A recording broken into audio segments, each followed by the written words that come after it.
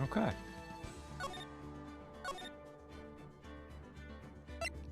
Yes. Day 3 trial. I wish it was Christmas.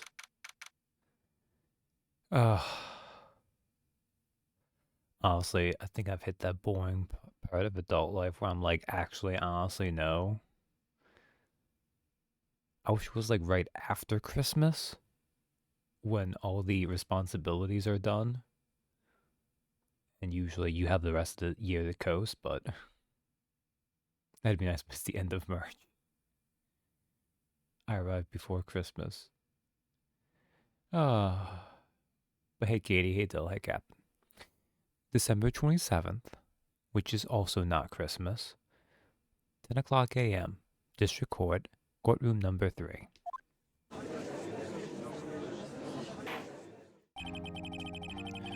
Court is now in session for the trial of Mr. Miles Edgeworth.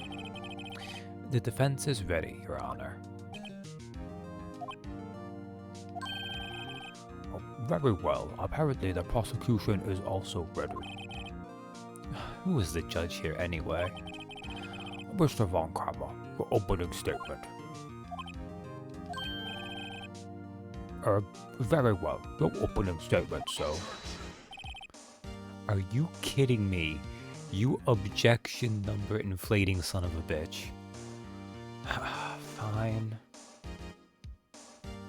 You know, when I was like, tee-hee, you know what, I have this death counter. Why don't I repurpose it for objections? I didn't remember that this was gonna happen. Game keeping you on your toes. I guess so. Not so fast, Judge. I was taking a meaningful pause before speaking. Well, right, of course. A prediction. Today's trial will end 3 minutes from now. Oh, hell yeah, this is going to be a short stream, everyone.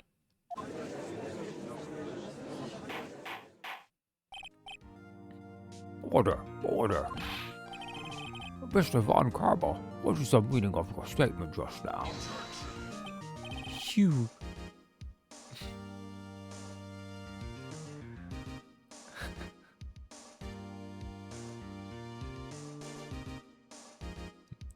Chris's voice, thank you, Von Karber. Nah, must you question everything? It will be over in 3 minutes. We have no time to waste. I'll call my witness now. Right. I call my witness, my decisive witness to the stand. It's that mysterious boat shop owner.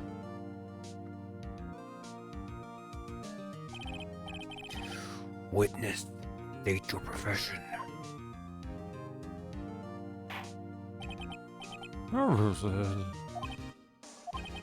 I'm the proprietor of the restaurant, Wet Noodle Back Ordley.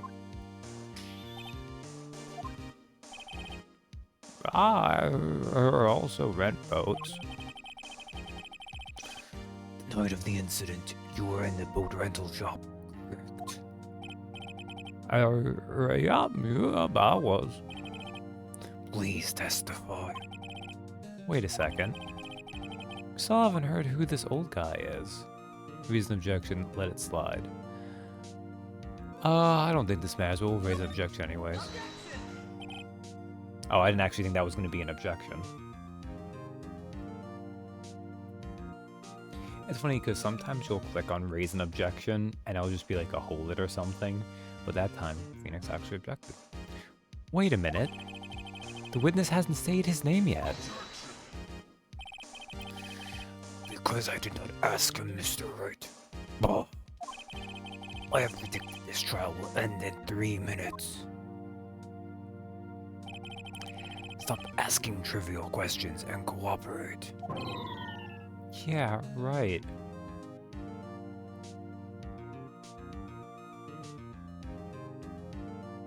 Kermit's supposed to be this amazing lawyer. He has 2 witnesses have been a senile old man and the living embodiment of perjury. Neither anywhere near reliable. Technically, he's also had a gumshoe. But honestly, that just means his 3 witnesses, he's batting 0 for 3. Yeah, right. The witness will state his name. Because he's also had gumshoe my points there. Yeah.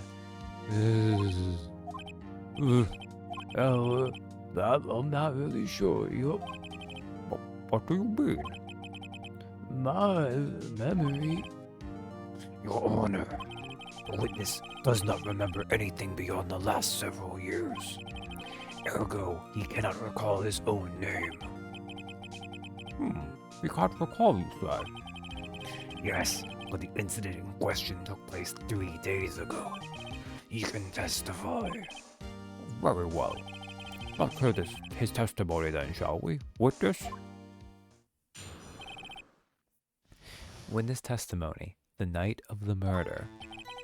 It was the night of the 24th, just after midnight, yup.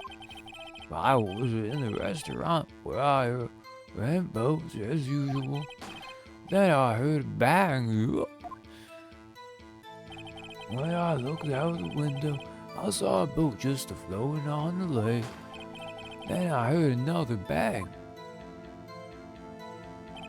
And just about then, the boat comes back to shore, and a man walks by my window. Very well. I'd like to begin the cross-examination.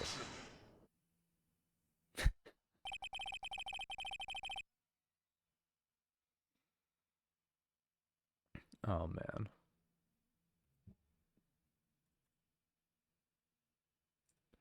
There's something about the way Von Karma is. There is nothing to question in my witness's testimony. Ergo, no need for cross-examination. Besides, there are only 10 seconds left before our 3 minutes are up. Judge, your verdict, now. Yes, but Mr. Wright? Cross-examine, don't cross-examine. Yes, Judge. I would like to lose the trial, please. What are you saying? Of course I'll cross-examine the witness. Objection. Stop following the rule of law in this court of law. Very well. Very good.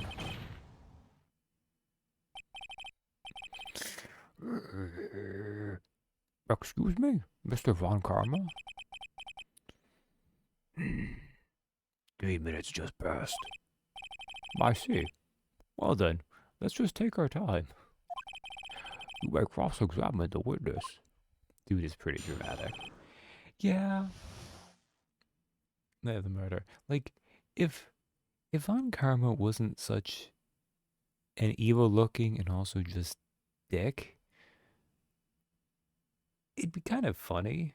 Like because he's clearly also a drama queen.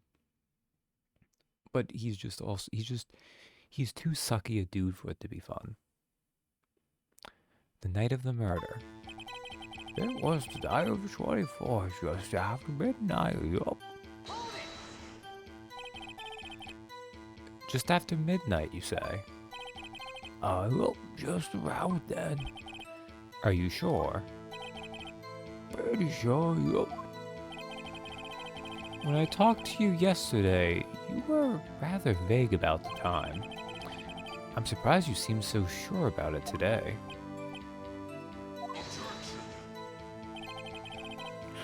I asked him and he remembered.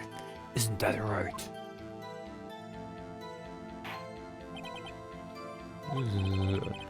Don't glare at me like that. I remembered it clearly. I did. Yup.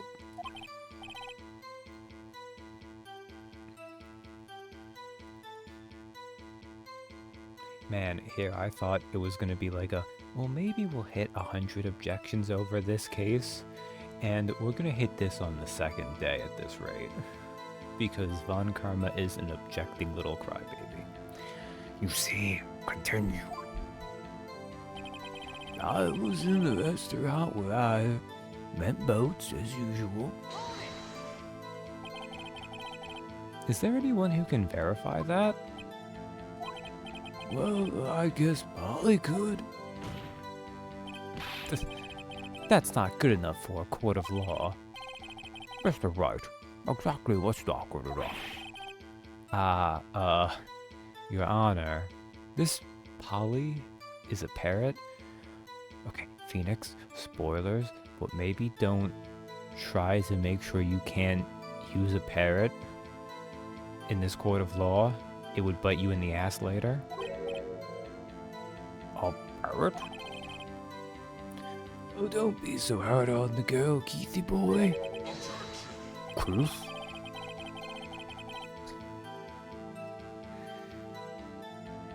Oh, man.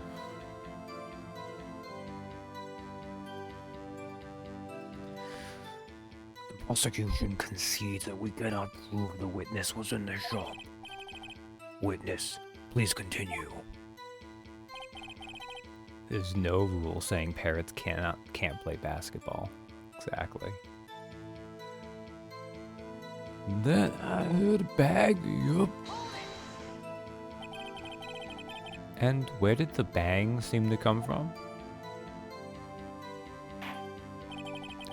From the lake, I figured. Are you certain? Yup. Good. Continue. When I looked out the window, I saw a boat just floating on the lake. Was there someone in the boat? It was pretty far out there. I couldn't see clearly, but I figured there was 2 men out there, yup. But you couldn't see them clearly? Yup. At the time, that is. At the time? Then I heard another bang. So you heard 2 gunshots total? Yup. That's what Lotta said in her testimony yesterday. Just about then, the boat comes back to shore and a man walks by my window. By your window? Yup, by my window, right outside the window of my little shack. And could you see the man's face? Well, the fog was pretty darn thick, but he was right there in front of me. I saw him. This is a rather important detail. Please add it to your testimony.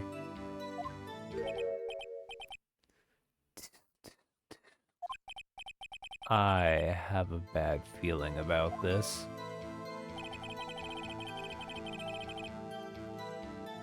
Oh, maybe I don't want to press this. Oh, it's fine, like we have a full health bar. That man was the defendant. He was saying, well, I can't believe he's dead. Are you sure? Uh-oh. Dad? Dead certain, Keith. He said, I can't believe he's dead. As he was walking by, too.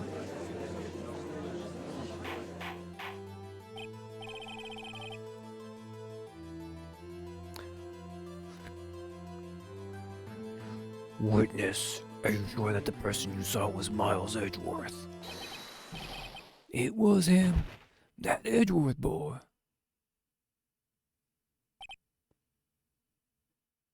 So, maybe we shouldn't have pressed. This sounds like the decisive evidence indeed. I see no room for doubt.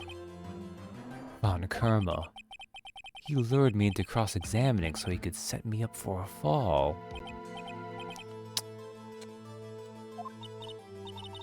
Nick, I don't like the way things are going here. Everyone in the courtroom is glaring at us. I better act quick. This trial is going to be over. Raise an objection, wait and see what happens. What would I wait and see what happens for? No, we'll keep objecting. Always be objecting.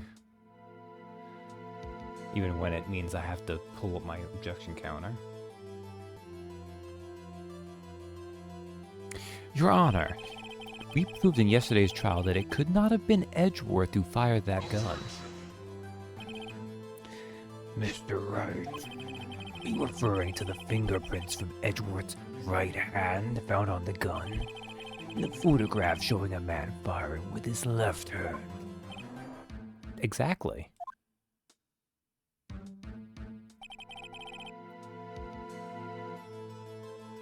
Now. That is easily explainable. You could have wiped his prints after he fired. You are ignoring the truth of the matter here. Everything in this witness's testimony is true. The judge is lost in thought. What should I do? Yo, we just need to keep raising an objection.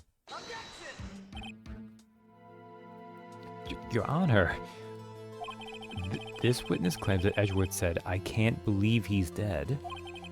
But his word is all we have. If you were telling a lie...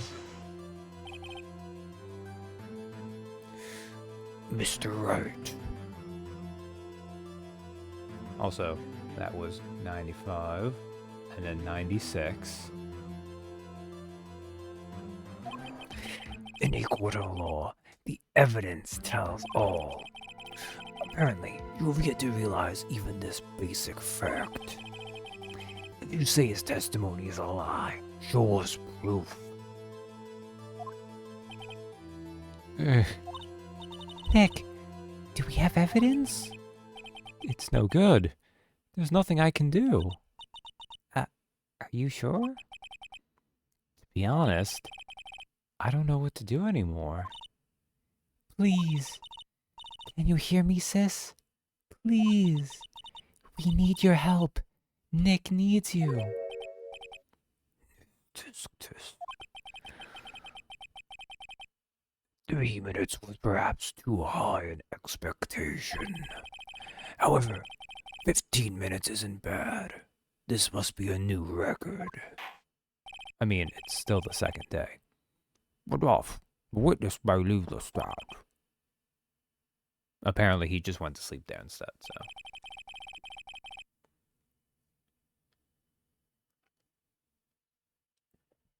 Oh, man. He's a little warm. This court sees no reason to further prolong the trial. Nor is there any need for more time to decide the case against the defendant. This case is extremely clear. I see no room for misinterpretation of the facts. What? No. This court finds the defendant Mr. Miles Edgeworth.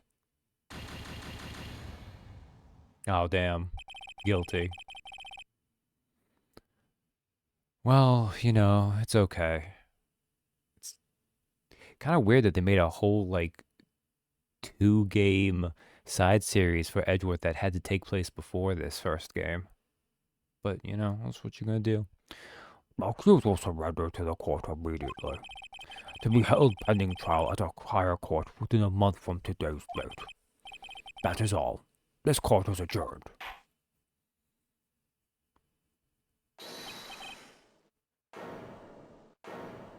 Wait, who could it be?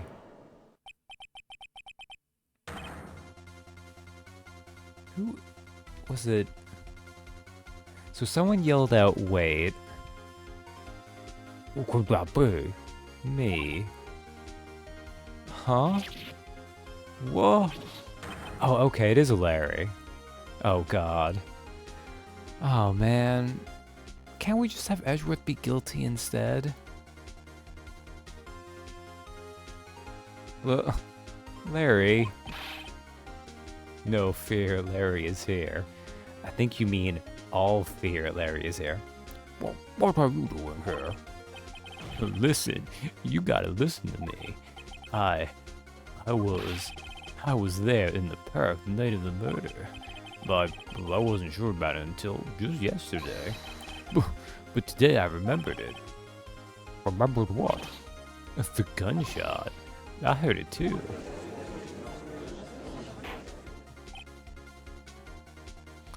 But border.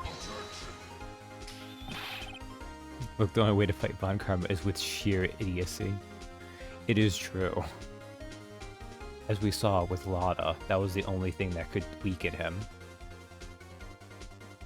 And if I could believe in any witness being dumber than Lada heard, it would be Larry Butts.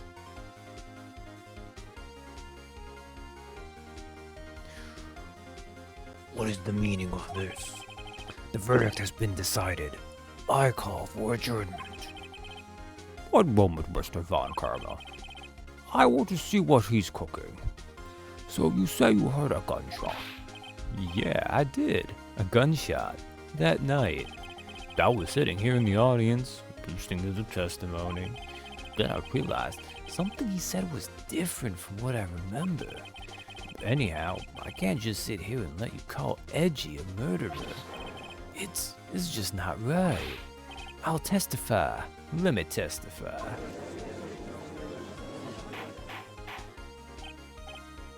Order, order. Well, this is the first time something has happened like this in my court. I don't believe that, Judge. I know that other cases that take place in the past do have a different judge for them. But I feel like so many shenanigans happen. I refuse to believe that Phoenix is always bringing them here. Oh, but maybe it is the case. Maybe the judge is actually most of the time very sensible and competent, and it's just when Phoenix shows up, Phoenix has like an aura of stupidity that just affects everyone in an area around him.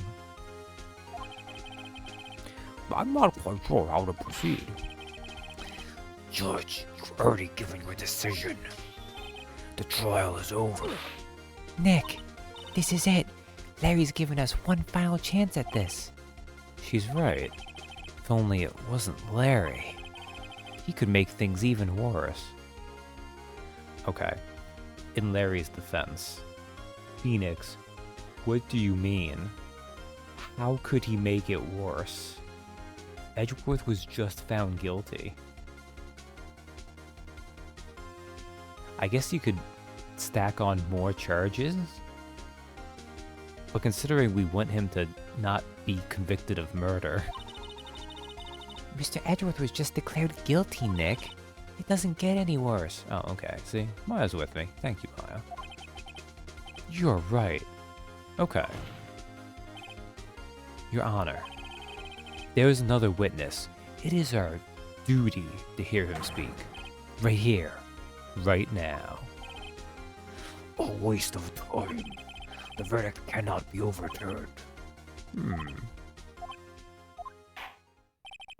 Allow me to speak my opinion. In all court proceedings, it is our duty to prevent an inaccurate verdict. In order to make sure no mistake has been made, every witness should be heard. What is this? I withdraw my previous verdict of guilty. Man, it would be really good if they put guilty back on there and it was like, guilty.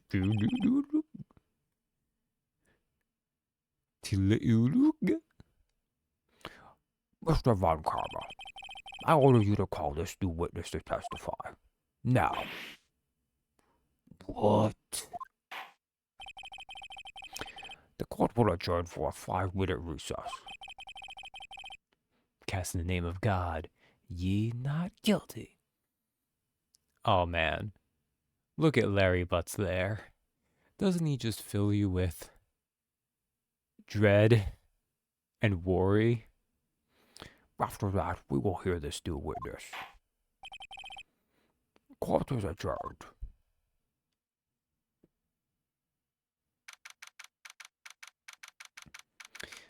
December 27th, 10:28 a.m. District Court, Defendant Lobby Number 2. Whew. That was too close. Sorry to keep you on the edge of your seat like that, Edgeworth. I've seen worse. Edgeworth, what have you seen worse? Yeah, right, Edgeworth, you're sweating bullets. absolutely believe Larry snickered when the judge talked about the court's duty. Yeah. I just wonder what Larry plans to say in there. Larry was at the lake that night? Yes. He said he went looking for the steel samurai balloon that flew into the lake. Oh, right. And he found the balloon in the air tank that night. Yeah. Hey, Edgeworth. Huh. You say something, right? Yeah, a lot of things. You seem out of it. What's wrong? It's nothing. Hmm? Mr. Edgeworth, there's something I've been meaning to ask you. What's that? Why are your fingerprints on the murder weapon? Oh.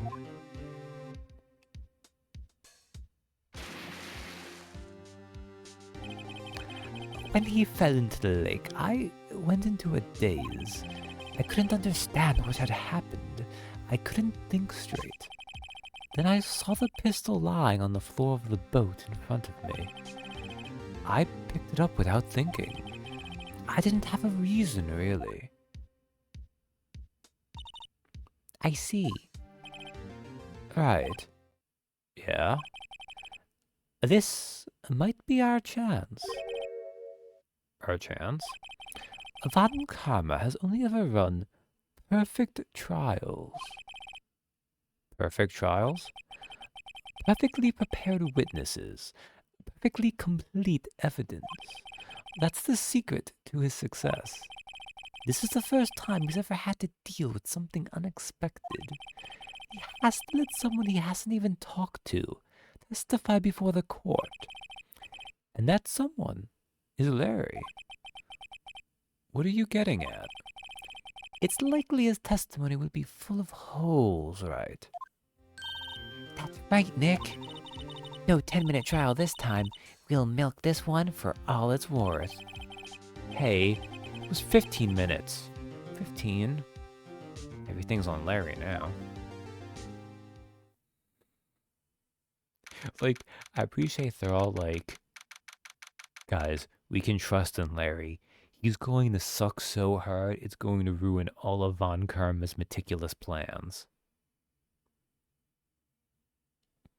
It's that moment in the like tactical mind game kind of battle scenario where suddenly they're like, but what if instead of doing anything like clever or outthinking them, we're just really dumb instead? December 27th, 10:35 a.m. District Court, Courtroom number 3.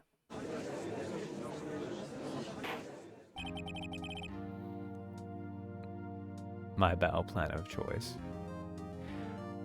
I do kind of favor it sometimes too. Court is now back in session. Luffy versus Edo. That's a good example of that. With some, like, also being a naturally hard counter. Witness, please testify to the court about everything that you saw on the night of December 24th. Right. Leave it to me. Please, Larry. Don't mess this one up. I hate to admit it, but you're... last chance. Von Karma didn't even have time to prep his witness. I just hope Edgeworth is right about this being our big break.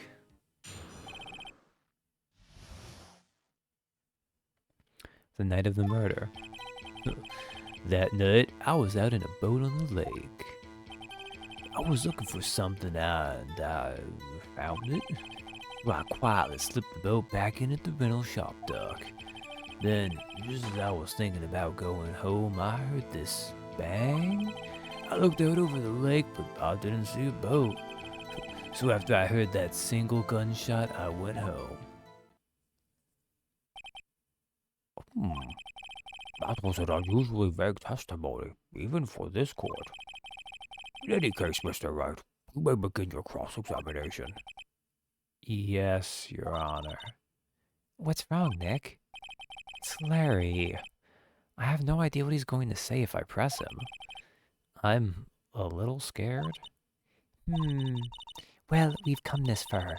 There's no way to go but forward, Nick. Cross-examination, the night of the murder.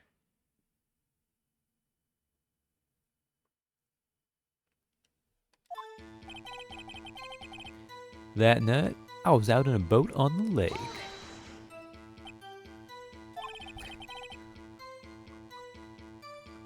Something wrong, Mr. Wright? There were so many things wrong, I don't know where to begin. Oh. Well, okay. First of all, what time was it? Oh, it was after 11 o'clock when I went out in the boat. By that time, everyone had gone home for the night, so I waited until the coast was clear, so to speak. And why were you out on a boat at such a late hour? I was looking for something and I found it. Looking for something? Yeah? Mr. Butts, what was it you were looking for? What the witness was searching for is irrelevant. Most likely he was hunting for this Gordy. That's surprisingly close to the truth in the sense. Oh, irrelevant. Let's get it over with. Oh man, that was objection 98. So I quietly slipped the boat back into the rental shop dock. Around what time was that? Well, let's see. I'll figure I was out searching for about an hour? But I guess it was around 12 o'clock, yeah. We're not sure. Hey, don't give me that face. I'm not some sort of human sundial, okay? People use watches these days, Larry. Yo. Hey, Donnie. Then, just as I was thinking about going home, I heard this bang. Where did the sound come from? Yeah, well, I wasn't too sure about that. I looked around, you know. Did you look at the lake? Yeah, I looked. I looked out over the lake, but I didn't see a boat. Wasn't there a boat on the lake? Water. Well, Mr. Butts. As you can see, Donnie, Larry is doing his best to help us. And it's painful. Whoa. Everybody just calm down, okay? I mean, it was real foggy that night. I'm not sure whether there was a boat out there or not. Oh, okay. No problem. That's just the most important part of this case. So after I heard that single gunshot, I went home. So you only heard one bang, correct? Yeah. Huh. Well, Nick? It was a pretty wishy-washy testimony, wasn't it? I guess I should just start working on the contradictions. Sorry. I wish I could be more helpful. I wish I could call my sister. Alright, well... The single gunshot. Okay. Alright, that doesn't actually specify it's the second one. That's the second lake photo, but that's just the first one. So it's either second lake photo, guns fired 3 times. Oh, or we have the thing where Lotta, who is a very trustworthy witness, says she heard 2 sounds like gunshots.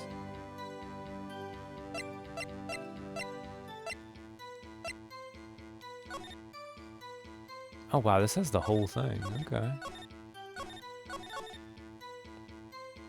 I wonder how many times a lawyer can have repeat witnesses on the stand for multiple cases. That's a good question, actually.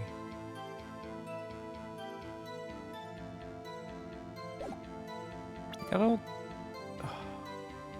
I never extensively went into law. You'd have to imagine. I mean, if nothing else, you wouldn't want actually, like, important or decisive witnesses to be like that, because it's not going to look good, right? My lord, is that legal?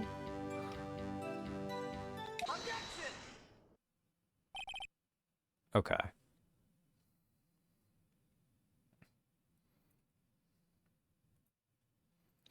Uh, 99. Alright. Wait a sec. Larry. What? You only heard one bang? You're sure? That's what I said. But Miss Lotta Hurt testified yesterday that she heard 2 bangs. And the old man just now said the same thing. They both heard 2 gunshots that night. Were you even listening? Were you paying attention at all to what they said? Yo, Nick, please. Huh? You know, something's been bothering me. I'm a witness, see? I'm like a customer here. So you gotta treat me nice and stuff, okay? Mr. Butch, What? you only heard 1 gunshot. Are you sure? Well, tell you the truth, I'm not sure. Eh? Not sure? How could you not be sure? Yeah, well, I might have missed the other gunshot. I was, listening to something else. Something else? My radio, dude, with my headphones. What?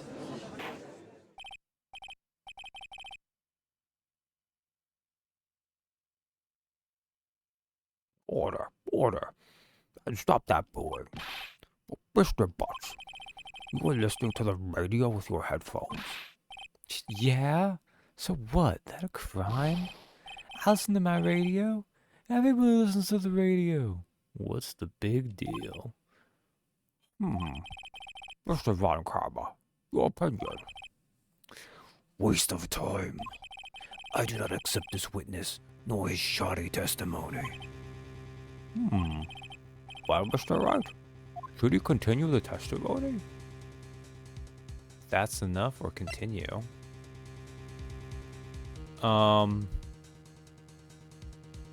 This testimony or...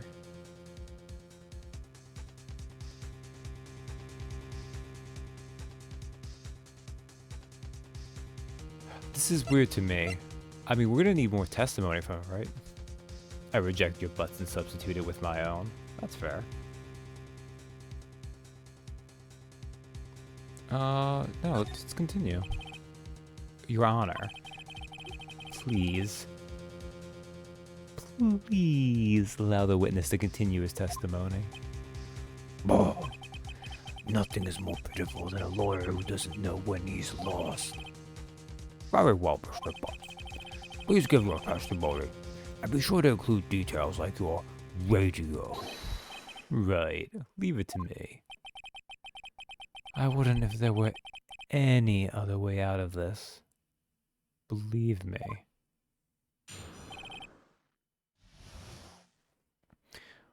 What Larry heard.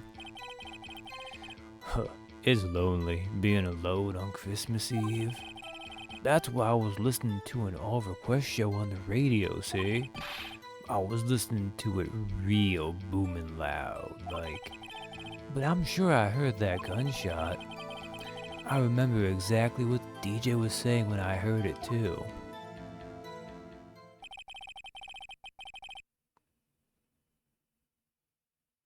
Larry's the kind of guy to call a single Uber for him at a party of 10 people. Yeah. In fairness, that's also because he definitely can't afford more than that, too. But yeah. You're listening to your radio at a high volume? Yeah, what's the big problem? Can't a man listen to his radio in peace? Isn't this a free country? I truly believe Larry has no idea what the problem here is. George, can you believe a word this witness says? What he heard was probably nothing more than a drumbeat from the radio. True enough, it is difficult to believe this testimony. Wait, Your Honor. Hey. Objection 100, and it came from Phoenix. And it was because of Larry Butts. Oh, wait a second. I need to move this. Boop. There we go. Wait, Your Honor. The witness said he remembers exactly what the DJ said when he heard the gunshot. Excuse me? DJ? An announcer? The guy who says things on the radio. Anyway, what this means is, when he heard the sound, no music was playing. The DJ only talks between songs. And sometimes, like, at the very beginning or end, when it's kind of like fading in or out. But so he could have heard the gunshot from the lake. This judge, I swear to God. Then the judge responds, God? But no. I'd like to cross-examine the witness, Your Honor. Well, very well, Mr. Wright. I can't believe I'm continuing this charade. What Larry heard. Oh, it's lonely being alone on Christmas Eve.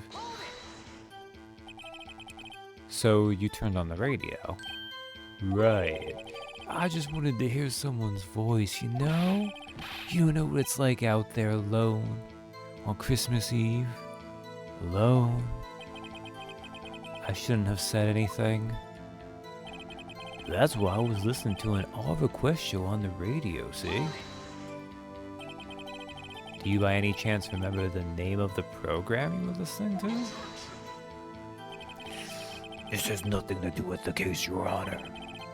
Objection sustained. The witness was listening to the radio. That is all we need to know. Tell us, Mr. Butts, how loud was your radio set to that night?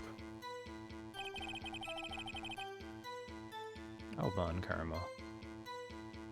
I guess he did give us a big boost to our objection count. I was listening to it real booming loud, like... Oh. Real booming loud? Yeah, you know. And you had headphones on? Yup. I wouldn't think you could hear anything going on outside at all.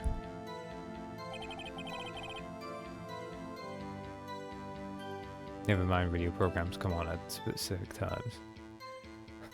But I'm sure I heard that gunshot.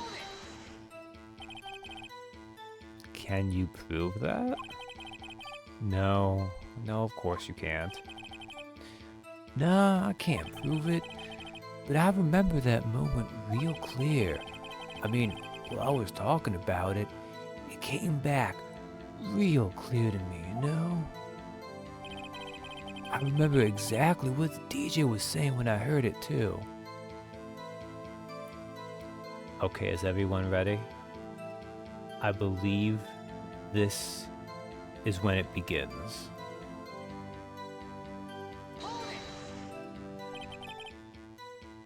What did she say? Mr. Wright, please cease these pointless questions. What possible good could knowing what a radio DJ said to us? Indeed, Mr. Von Carver has a point. Sorry, let me just get this objection counter before I forget.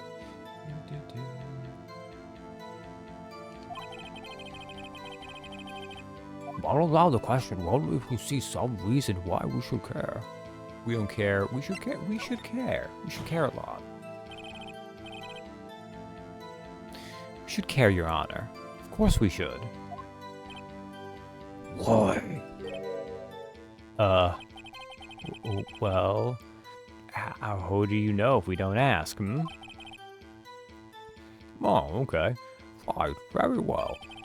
Mr. Butts, please testify to the court. We should care, Your Honor. It's for me. What was the radio announcer say when you heard the gunshot? Just when she said, "Hey, it's almost Christmas," I heard the gunshot. Alright. Now this is not, I'm pretty sure we need to actually get the evidence out, but are you sure? Of course I am. She had this real sexy voice. Maybe Von Karma was right. I'm not sure how that helped us out at all. This is the most ludicrous testimony I've ever heard. Almost Christmas. But there is one gleaming ray of hope in there. Gotta press it until we get to the bottom of what happened.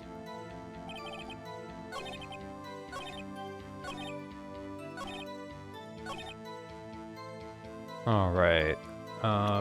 Present. Lake photo on 12/25 at 12:15 a.m. I think it's gotta be the lake photo, right? We have this one, but I don't think it's time for the second lake photo yet. Pistol fired 3 times. I guess there's a lot of deposition too, but this is the one that says Christmas, and that's the one that says almost Christmas, which I think is the contradiction we're working with here. Hell yeah.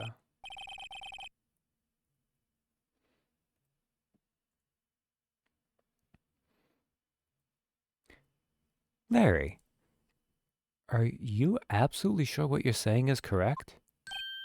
Huh? What's with the face? You look scary, dude. Hey, if you're trying to scare me, you better know I don't scare that easy. Oh, hey, Darth. Takes Law's deposition and burns it. And we actually got some use out of it. Turns out the one thing worse than Law, though, is Larry. There's something the matter, Mr. Wright. Your Honor, did you hear what the witness just said? The DJ said, "Hey, it's almost Christmas," when he heard the gunshot. Indeed, and...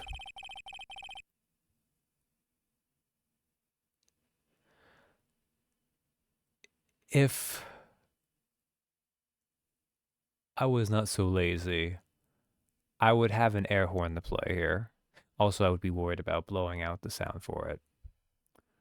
Almost Christmas means it wasn't Christmas. Now this is when the music should cut in. Can we burn Lotta and take her deposition? Maybe. Almost Christmas means it wasn't Christmas. Air horns.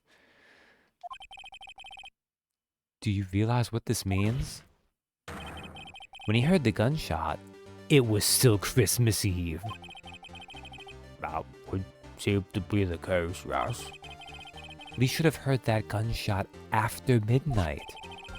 This photograph is irrefutable proof of this fact. Well, let's see what the time was on the photo taken when the gun triggered Miss Hart's camera. 12:25:00:50. 15 minutes after midnight on Christmas Day. This is a clear contradiction, Your Honor.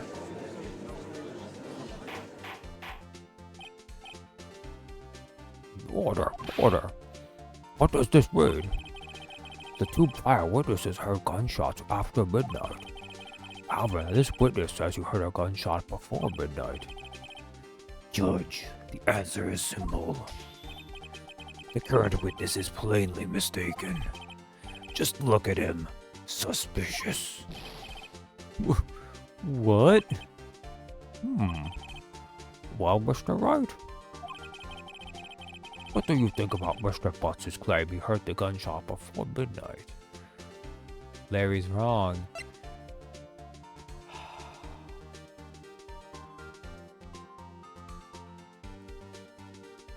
This is gonna hurt. I know this feels wrong to say. But guys, it's how we progress. Larry's...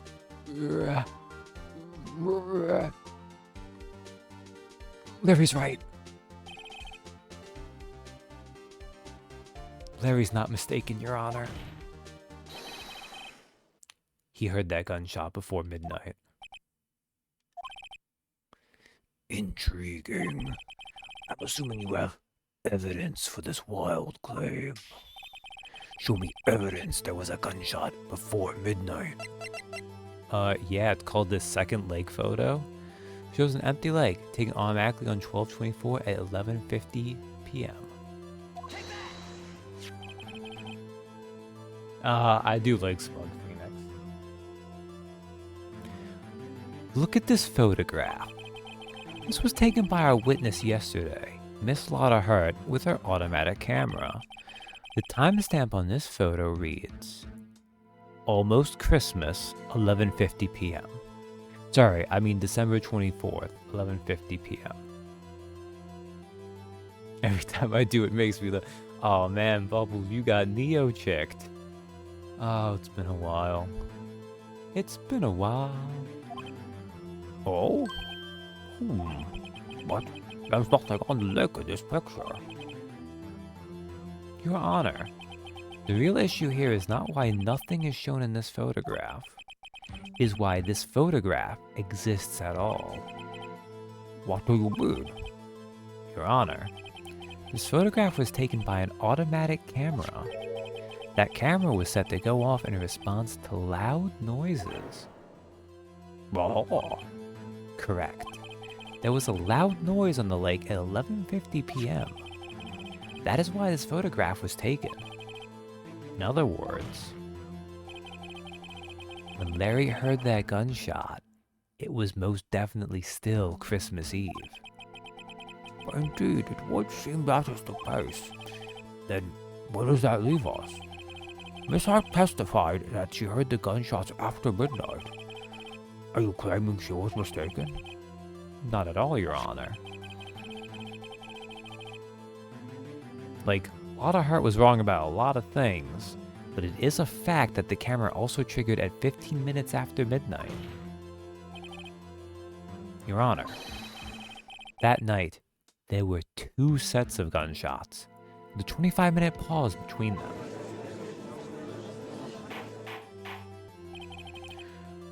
Why would this be? Don't be fooled, Judge. That camera was set to respond to loud noises. Yes? You can't out Neo-check the creator of the moon. There are moments, but sometimes the classic must come back. There is no proof that the loud noise at 11:50 was a gunshot. Why? The witness could have sneezed, triggering the camera. Hey, my nose was clear that night, man. Clear. Well, Mr. Wright, there's no turning back now. Can you prove that the loud noise at 11:50 p.m. was indeed a gunshot? Please show the court evidence if you have any. It is nice when they do this, because this lets you know that for sure there's evidence here. Weirdly enough, this hasn't come up yet, but for the longest time, we did know that this .22 caliber pistol, that's the murder weapon, was fired 3 times. This is my evidence. The murder weapon? Something about this pistol was bothering me, Your Honor. Both of the witnesses who testified yesterday heard 2 gunshots. However, the murder weapon was fired 3 times. When, then, was the last shot fired? Only now have I realized the truth. That 3rd shot was the shot Larry heard just before midnight. So it wasn't the last shot, it was the first shot. Border. That would make sense of the evidence we've seen so far. However, this leaves me wondering exactly what did happen that night on the lake. Exactly. This is true. There were 2 sets of gunshots, separated by 25 minutes. One at 11:50, another at 15 minutes after midnight. Why, I ask you? Why? Uh-oh. I'd better think of something quick. Wait a second. Gunshots separated by 25 minutes. Ah. What's wrong, Nick? I have it. I have it. Huh? Remember the case with the Steel Samurai? Huh? Yeah, of course I remember. The murderer in this case had the same ID as the murderer in that case. Oh, you just grab the murder weapon and shoot Von Karma. Just saying. What do you mean? Maya? Yes? If we don't figure this out now, we'll never overturn Edgeworth's guilty verdict. I've got a hunch, and I'm going to run with it. Right. I mean, is this safe? Safe? We've already gotten a guilty verdict. We have nothing to lose. Come on, Maya. Actually, you know what? Phoenix does deserve to have that a little bit. You just watch and let me know if I say anything that sounds fishy, okay? Right, Nick. Your Honor. Well, yes, Mr. Wright? Testimony just now has cleared up this entire case.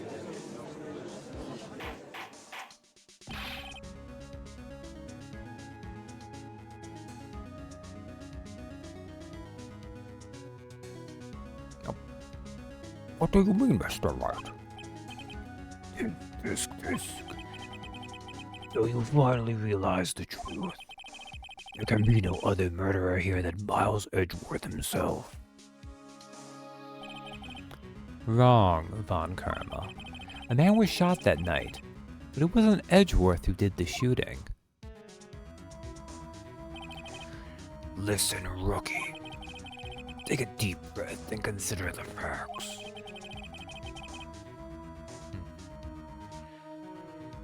At the time of the murder, one boat was on that lake. This was shown by the witness's photograph. The defendant, Edgeworth, and the victim, Robert Hammond, were on that boat. Goodness.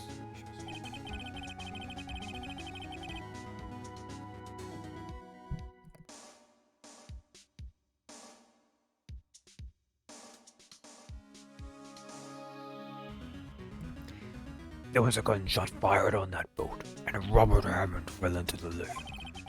The distance of the shooting was 1 meter, which couldn't have been suicide.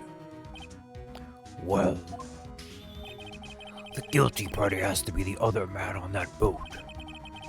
I admit, it is hard to imagine any other possibility. Yes. But this assumes that the victim was shot at 15 minutes after midnight. What do you mean by that, Mr. Wright? We have photographic evidence of the time of the shooting. The timestamp on the photo says 15:0015. But Larry heard a gunshot 25 minutes before that.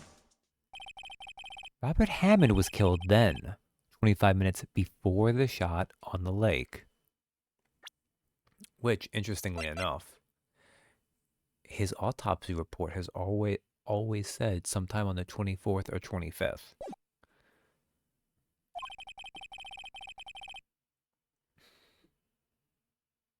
Now, usually, in like an actual like court case like this, that would just be because most times of death are approximate in general. Usually here though, it's when it's like this, it's, so it can go either way because, video games. That's the only way that Edgeworth could be innocent.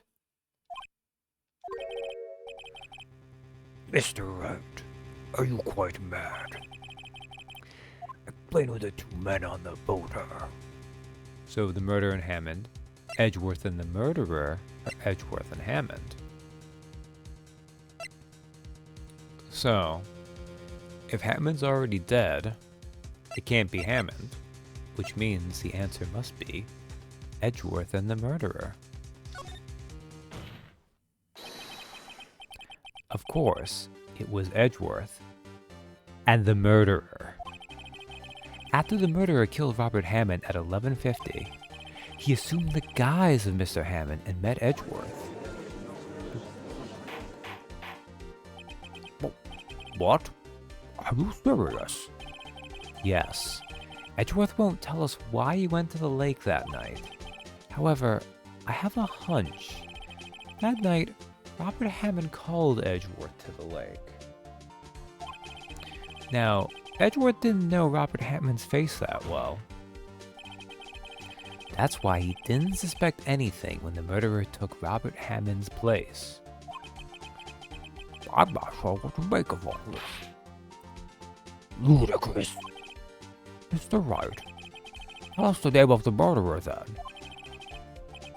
The murderer's name? Right, it's Miles Edgeworth. Lotta Hurt. I don't know. So, I think we do kind of know, but also we don't know yet. That's for later. Actually, I don't know the murderer's name. You don't know? Again, you waste my time. I don't know because he never told us. Mr. C, none of the above. Ooh, Von Karma reacted to that too. It was aliens from beyond the moon. The murderer is the caretaker of the boat shop, that old man. At 11:50, he was the one who killed Robert Hammond. The caretaker of the boat shop? Well, where did he do this? There weren't any boats on the lake then. Why would he have to go all the way out on the lake just to shoot someone? May I suggest that the real scene of this crime was not on a boat? What? Then where did the murder take place? Show the judge just where the murder took place. It happened in Lotta's SUV. Wow, Old Man Jenkins has gone from terrorizing teenage detectives to murder. Well, since we think it's the old caretaker. Here, of course, the boat shop where he lives. That way he could meet with the victim without anyone seeing. Do you have proof that the boat shop was the scene of the crime?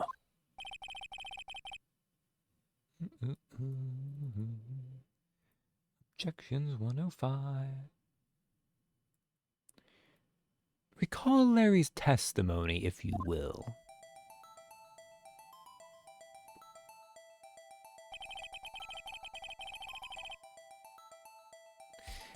That night he was out on the lake in a boat, searching for something.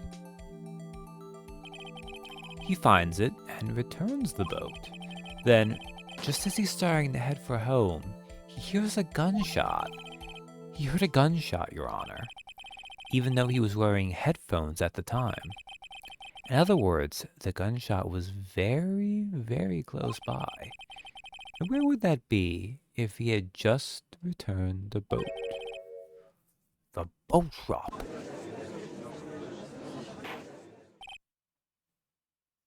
Mr. Wright, what happened that night on Court Lake? Please tell the court from the beginning. Yes, Your Honor. Nick, are you sure about this? Not really. But I think if I start at the very beginning, and I take it slow, I might just be able to figure this out. That night, The caretaker of the boat shop called Robert Hammond to his shop.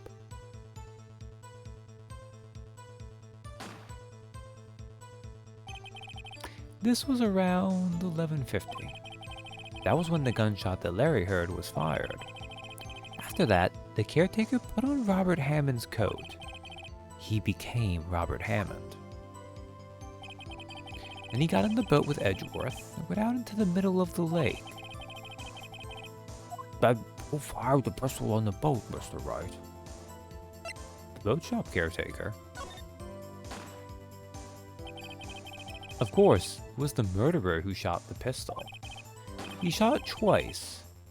Both missed Edgeworth on purpose. Wait a minute. Yes? Why would he shoot twice if he didn't mean to hit anyone? Details. Know this, Mr. Wright. The moment you run out of explanations is the moment you lose. Tell us why the murderer had to fire twice. Because the first shot bit. Well, no, because the second shot still missed. To create a witness. I believe he shot twice. To create a witness, Your Honor. Create a witness? The murderer lifts his pistol and fires one shot. That ensures that anyone who heard the shot would look at the lake. Indeed, Miss Hart did exactly that after hearing the first gunshot. Next, the murderer waits a bit, and he fires again. Kermit really just plays Calvin Ball with these rules, doesn't he? Oh yeah. Like, I think the idea of Von Karma, and like his appearance, and like his evil sounding objection voice line and everything, makes for an intimidating air. In terms of like actual quality as a prosecutor, he's actually kind of bad. Because he's always cheating. Then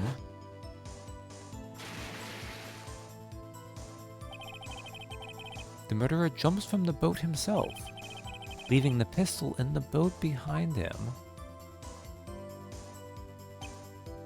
Okay, I know you were ahead by 10 points, but if I make this goal, I win, okay? It is exactly that. I see. To someone looking from the edge of the lake, it would appear that one of the men on the boat has shot the other. The murderer didn't know about the automatic camera, of course. That's why he shot twice to draw attention to the boat. Once you realize that, everything else falls into place. The boat shop caretaker swam back to his shop. Then he put Mr. Hammond's wet coat back on the body, and threw the body into the lake. This is what happened, Your Honor. These are the events that transpired that night on Gourd Lake.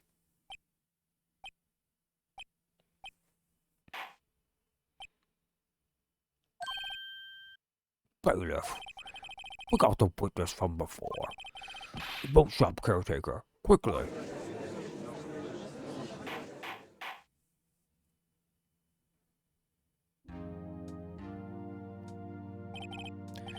Very well. While we are waiting for the caretaker, I would like to ask the defendant, Miles Edgeworth, a few questions. Mr. Edgeworth, please take the stand. Mr. Edgeworth, you heard what the defense has said? Yes. Well, why did you go to the lake that night? What Wright has said was mostly correct. Astonishingly so, actually. Yes. Several days ago, I received a letter. The letter was signed Robert Hammond. He asked me to come to the boat shop by the lake at midnight on Christmas Eve. He said he had something very important to discuss with me. Something important? I'm sorry, I can't say what it was. Your Honor, sir. Bailiff, we are conducting a trial here. I ask that you remain quiet. The witness has disappeared. He isn't at the boat shop either. Okay. How does the bailiff know he's not at the boat shop? How long was the 2 minutes that we took for the judge to call Edgeworth to the stand? What? What should I do? Find him quickly. We can't allow him to get away.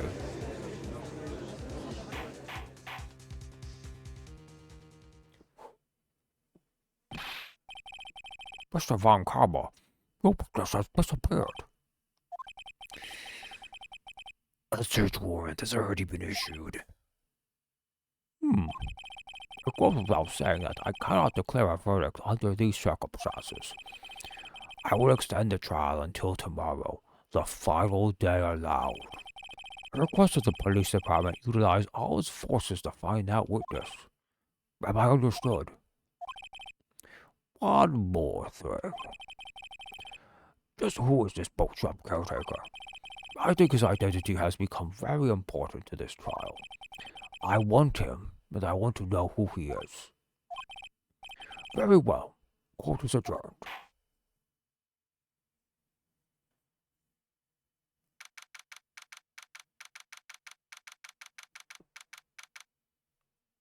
December 27th, 1:22 p.m. District Court, Defendant Lobby Number 2. Yay, Nick! You did it! Yeah.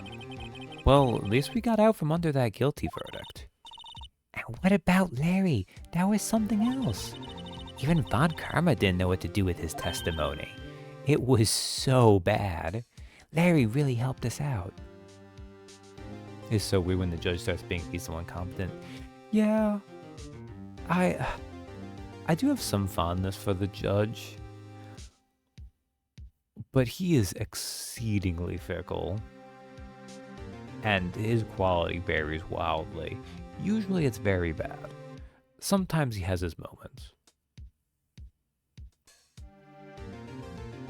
Honestly, it makes me wonder sometimes if the judge maybe is going a little bit senile. Larry really helped us out. I think I already said that. That's fine. He helped us though, so he can have like a point. It kind of is exactly that, right? Sure, once I sifted through his unique testimony. Again, he just wants to try pet-related cases.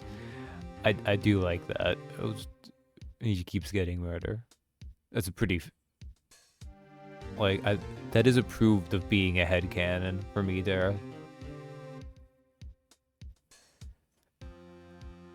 Still, he did save us. I just wish our cases weren't so down to the wire all the time. I know what you mean. Sometimes I feel like it's us on trial instead of our clients. Hey, Edgeworth. Mr. Edgeworth? Did you say something? Don't look so pained. I mean, it looks like you're probably going to get off the hook. You could try to smile just a little. Relax. I'm sorry, but I fear it's not over for me yet. What do you mean? Right. There's something that's been troubling me for a long time now. I don't know whether or not to tell you. Edgeworth? No, there's so little time left. I want to tell you, to get it off my chest, but... I can't make up my mind. What is this about, Edgeworth? It's a nightmare I've had. A memory of a crime that I committed. A crime you committed? A memory of a murder.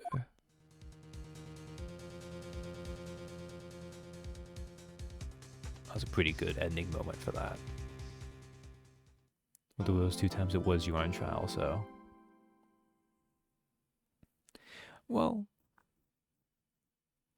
It... combined. Like, it was Maya, and then it was Phoenix. There's gonna be more times around that, though, so... Oh, man, okay. Let's save there. Okay. Don't you just love it when people are needlessly cryptic? Yeah. In fairness, I think we get Edgeworth to elaborate, but it's gonna come up anyways. Okay. We could take a small break here and maybe see if we can power through the final investigation. So I'll be back in a few minutes. Okay, I'm back. I had to remember being shot at because that would have been hyper useful info. Probably the trauma of being shot at. I think childhood PTSD. Yeah, those pretty much got it. Like, Edgeworth has a lot going on too, because the victim in the case, Robert Hammond, was involved with his. Well, he helped defend the person who was accused of killing Edgeworth's dad. So already he was in a bad emotional state for whatever's going on here. And just when a gun goes off near you and all that stuff too. He's had a rough few days.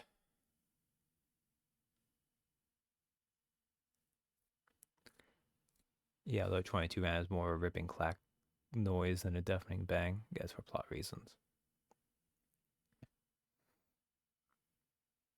This is fair. Like, I definitely don't have the best sense for all that. Also, too, while this is in Japanifornia over here, it is originally in Japan, where, obviously a gun's always a lot, but it's especially, like, over there, it's very much like, you know, because they're just not nearly as common over there. So that it carries even more weight even when it's something like that. December 27th, 2:11 p.m., Reading Company Law Offices. Also, that was shorter than the first trial day, and I think Von Kerma had less lines, which thank goodness for that.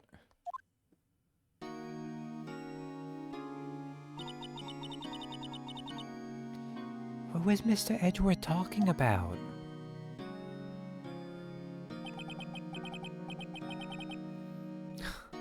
A memory of a crime that I committed. A memory of murder. Do you really think Mr. Edgeworth killed? I don't believe it. Not Edgeworth. Some painful memory has been troubling him recently, but he'd never take someone's life. Never. Nick. Yo, how's everyone doing? What do you think of my performance today? I had him swooning in the aisles, huh, Maya? Swooning? Me? Oh yes. I do remember feeling faint. Right on. Tell me the truth, it was like love at first sight, right? Larry, she's 17. My ex, Larry Totes. Right, Nick? Huh? Me? Well, maybe my heart skipped a beat or two? I think you can do better than that. Come on, I saved Edgeworth in there, dude. Yeah. You guys should be bowing before me. Yeah, bow before your hero. Larry X the registry.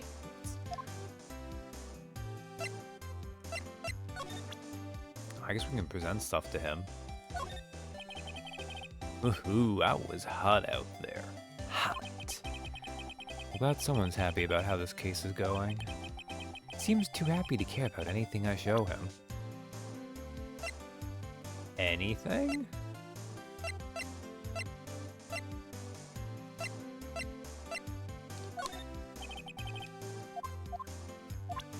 Okay, I'm gonna assume that's being valid. I'm not gonna bother. Today's trial. Larry, you really helped out in the trial today. You did. If you weren't there, Larry, I'm sure Mr. Edgeworth would have been found guilty. Ha ha ha ha ha ha. Oh, but seriously, Nick, that boat shop caretaker guy is pretty suspicious.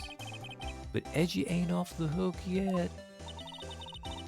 Way to spoil the mood, Larry. Hey, I'm just gassing in the audience, you know? But from where I was sitting, Edgy seemed pretty edgy. I mean, can you really know he's telling the truth about that night? Nick? I don't know. But what I do know is I'm going to believe in you two until the end. Us two? Edgeworth and... who else? You mean me, right? Nah, he means me. Right, Nick? Yeah, you, Larry. Not me? But why you, Larry? It's okay. He will come to believe in you, Maya. Huh? Actually, yeah, why me, Nick? Enough with the silent treatment. It's for deep backstory reasons. Nick, why do you trust Mr. Edgeworth so much? Give us the lore. I mean, he's changed recently, true. But when we first met him, he was kind of a jerk, don't you think? You didn't know him back then. Back when he wanted to become a defense attorney. Give me the garbage. Wait, was that when you two were classmates? Yes. In grade school. As an aside, I don't mind this here. But in general, I don't know.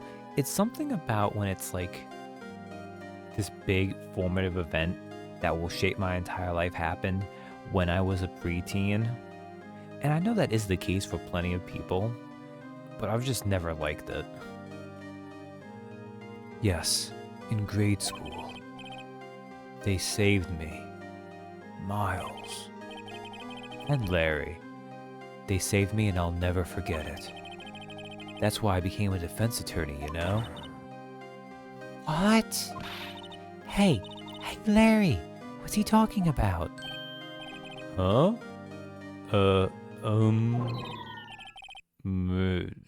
Sorry, I kind of forgot.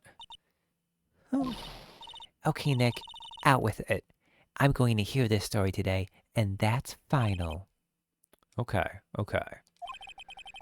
It's kind of a long story, and a super important dramatic one that will blow your socks off, so hang in there. It was the very end of 3rd grade.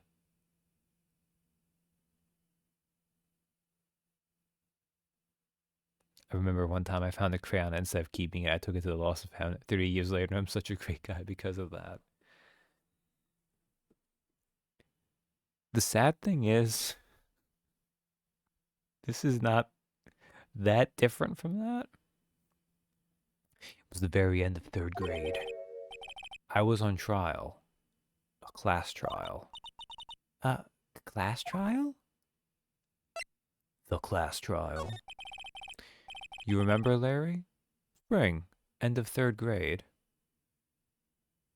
A Danganronpa. A kid in our class got his lunch money stolen. Lunch money? Our school was really small. Every month, kids would bring in an envelope with money for lunch from home. Huh, I see. Anyway, this kid's envelope disappeared, with $38 whole still inside. Oh, yeah, now that you mention it, I do remember that. I can see why you'd forget, though. You were out of school that day. Anyway, the envelope had been stolen during PE class. I was coming down with a cold, so I'd skipped PE that day. I was the only one not in class. Well, except for Larry, who I just... Anyways. Oh, so they thought you did it. Yeah. The kids in class said I should be put on trial. Trial? So the next day, we held a classroom trial, with me as the defendant.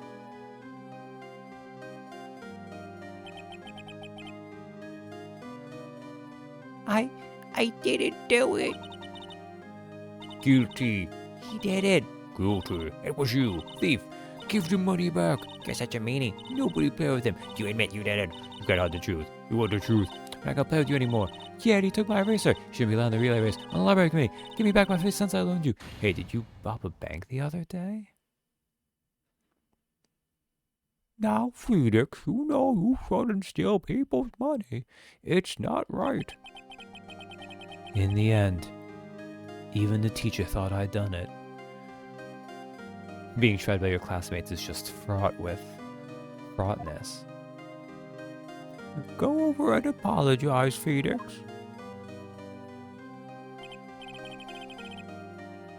Also, this is important to know, even in 3rd grade, his hair was still spiky. I didn't know what was happening. I was so sad. I couldn't stop crying. Everyone was staring at me like I'd done it. Also, I had really awful taste in shirts back then. What is that horrible thing on his shirt? See, I'm glad. I was like, I kept trying not to notice it. That's... So, it looks like it's a cartoonish kind of police officer. And it's leading some kind of maybe monster character. I tried to apologize. I went to where the boy whose money had been stolen was sitting. That's when it happened. Good lord, this whole thing could lead to a real lawsuit against the school. What kids didn't have steel sand back in the day. Yeah. You know, I wasn't thinking about that. I'm a little bit... I guess maybe we should have warned you a little bit, Donnie, but... Yeah, this is kind of goofy. The Japanese school system, won't go on this too long, it has a lot of issues, though, in some ways. There's a lot of things that teachers kind of get away with. Shit, do I count that? Do I count that objection? The game said objection, but there was no voice line for it. Of course, okay.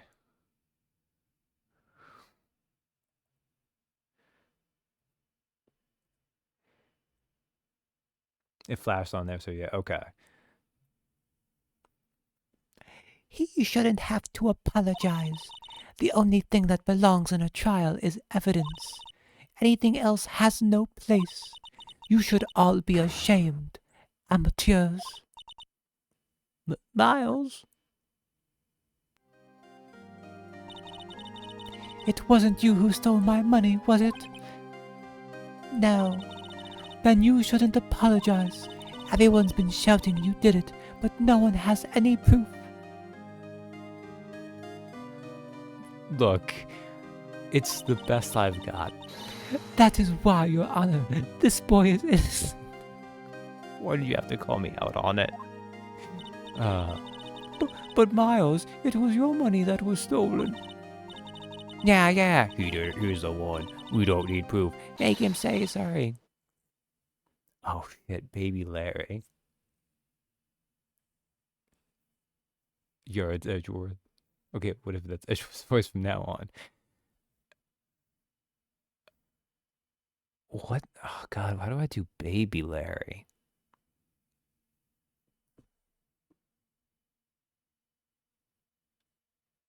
Basically Victorian child voice. I don't think I even have it anymore. Why don't you... Oh god. I very much go something, I mean, Mouse is faint like one. Damn.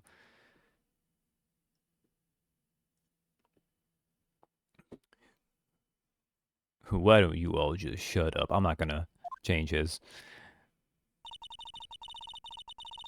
Look, he already had facial hair as an 8-year-old. It's fine. For real. This is always how it is. Everybody ganging up and picking on one person. Just think how he feels. He said he didn't do it, so he didn't do it.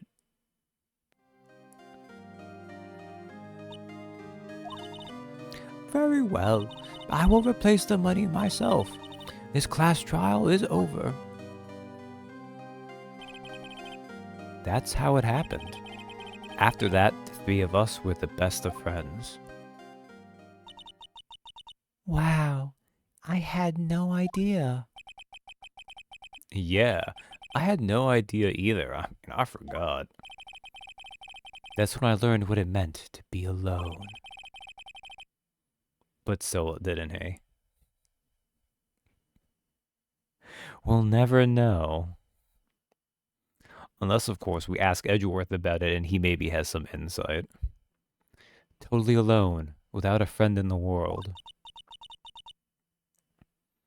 You did a good thing, Larry. Yeah, well, I was just lucky that I took the day off from school. If I'd been there, they would have thought I'd done it. So, I took it kind of personally, see? When something smells, it's usually the butts. I don't know if Larry actually confirms he was the one who took it. I'm pretty sure, though, Edgeworth goes, it was totally Larry. After the trial. Anyway, Edgeworth and I talked after that class trial. That's when I heard his father was a defense attorney. I remember his eyes would shine when he talked about his father. God damn it. Oh, that was like 20 lines ago. I don't remember. I'm going to become a defense See? Oh, well. So is that the whole dangling sing thing Larry does some kind of shorthander trope? It might be. There's all little weird things like this. Like part of it's them just, you know, the artist just doing a fun little thing for them to have. Cheerio. I'm going to become a defense attorney just like my father. A famous defense attorney. Ah, I'm sorry, Edgeworth. It's okay. It is note this was a lie. Then, a few months later, he suddenly transferred to another school. The DL6 incident. Right. I'm not sure, but the transfer probably had to do with his father's death. That's so sad. It was several years later when I heard Edgeworth's name again. There was an article about him in the newspaper. The headline was something like, "Dark Suspicions of a Demon Attorney." Fabricating evidence, manipulating testimonies, covering up facts. The article said he'd do anything to get a guilty verdict. Anything. But why? What happened? I mean, that's not the Edgy I used to know at all. Who does that sound like, I wonder? That's what I thought too. I tried to get in touch with him, I don't know how many times. He never replied. I guess he didn't want to see his old friends. I couldn't just drop it though. I wanted to meet him, to learn why he had become who he became. That's when I decided. Wait, you don't mean that's why? That's why you became a defense attorney? To meet Edgeworth? If I was a defense attorney, I knew he'd have to meet me whether he wanted to or not. In court. Edgeworth believed in me, and I believe in him. He's in pain, and no one's on his side. I'm the only one who knows the real Edgeworth. I'm the only one who can help him. Whoa, Nick. So, is that why you helped me out for free? It wasn't for free. You just won't pay me because you're poor. Yes. I helped you because I believed in you. It's not a case of malicious adoption. Oh, except I don't remember saying I'd do it for free. Oh, Nick. Nick. Nick, we have to save Mr. Edgeworth if it's the last thing we do, okay? Right. It very well may be. First, there's that rental boat shop caretaker. We need to find out who or what he is. I'd settle for who. I guess I can clean out some of this evidence I no longer need. Okay, let's go. Now, I will say, I will give the fangirls this. It is very easy to read that as romantic coded. It's also very easy to read that as just stupid. And, you know, a lot of the characters in these games are kind of stupid anyway, so, you know. Look, Phoenix, we've all thought about applying at jobs where our crushes work. We don't act on those impulses, you sicko. Also, I don't know if we know when Edgeworth started being a prosecutor, but he was already a prosecutor long enough to have a reputation, and then Phoenix found out about it. So, like, in Phoenix's defense, he must have passed the bar incredibly quickly.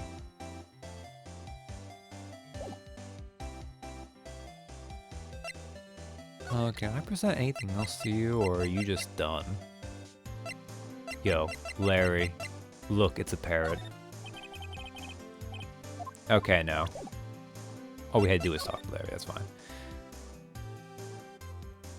He's no Jim Adler, the Texas Hammer, though. Yeah,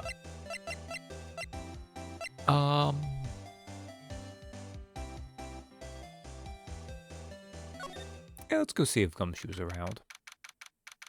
September 27th, Police Department, Criminal Affairs. Looks like Detective Gumshoe hasn't gone back yet.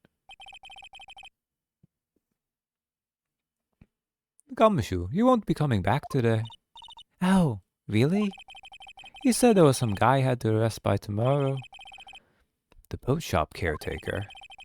He shouted something about catching him if it's the last thing I do, pal. Good luck, Gumshoe. Alright. We'll stop putting around. December 27th, Gourd Lake Park entrance. Hey, pal. Long time no see. Oh, Detective Gumshoe. Why do I keep going to the police station to talk to Gumshoe when he's always right here? Close one today, eh? I got so worked up, I snapped my tie in half. Sorry about the... You have more than one tie? No prob, pal. Thanks to you, we now know who really did it. You mean the boat shop caretaker? Look, I'll make you a promise. I'll have that scoundrel in my custody by trial time tomorrow. Come what may. It's my duty to you as a police officer. Now I'm off to catch me a criminal. Detective Gumshoe sure is active today. Oh, one other thing. Eek. Oh, no one can go into the woods today. The woods? Where Lotta was camping? The woods are off limits to camping, and apparently the park ranger found out. He got pretty mad. No one can go in for a while. The teddy bears are having their picnic. I guess Lotta's in a lot of trouble. Anyway, I'll be seeing you tomorrow. Alright then. Move to the public beach. This is where Missile ate all those samurai dogs. Larry's gonna be poor. December 27th. Court Lake, public beach. Huh. The steel eyesore is missing. Eyesore? Looks like the hot dog stand is closed too. I guess Larry's too busy worrying about Mr. Edgeworth to show up for work. Well, also, he has no hot dogs to sell because Missile ate them all. Boat rentals. December 27th, boat rental shop. That old caretaker got away. Yep. I never imagined he might be the real murderer. Is that?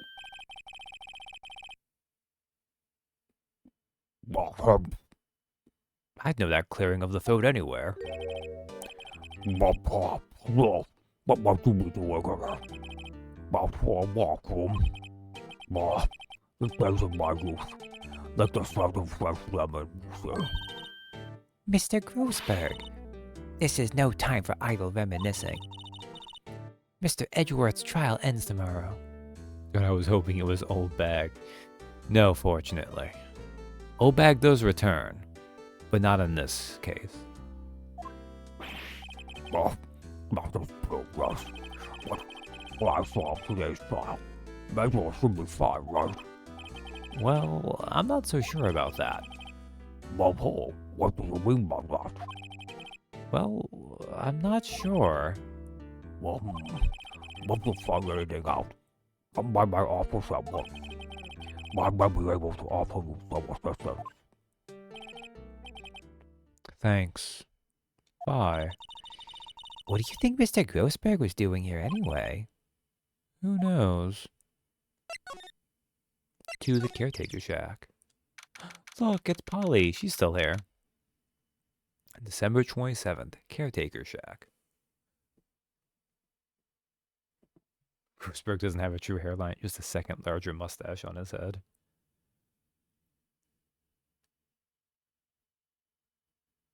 I like that as a joke, but it also terrifies me to think that right there that we can't see is a second giant mouth at the very top of his head. Just as a brain mouth.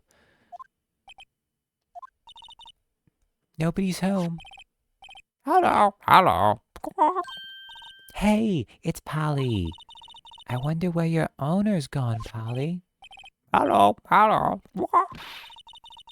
can't believe he'd run off and leave his poor parrot to fend for herself. Hello.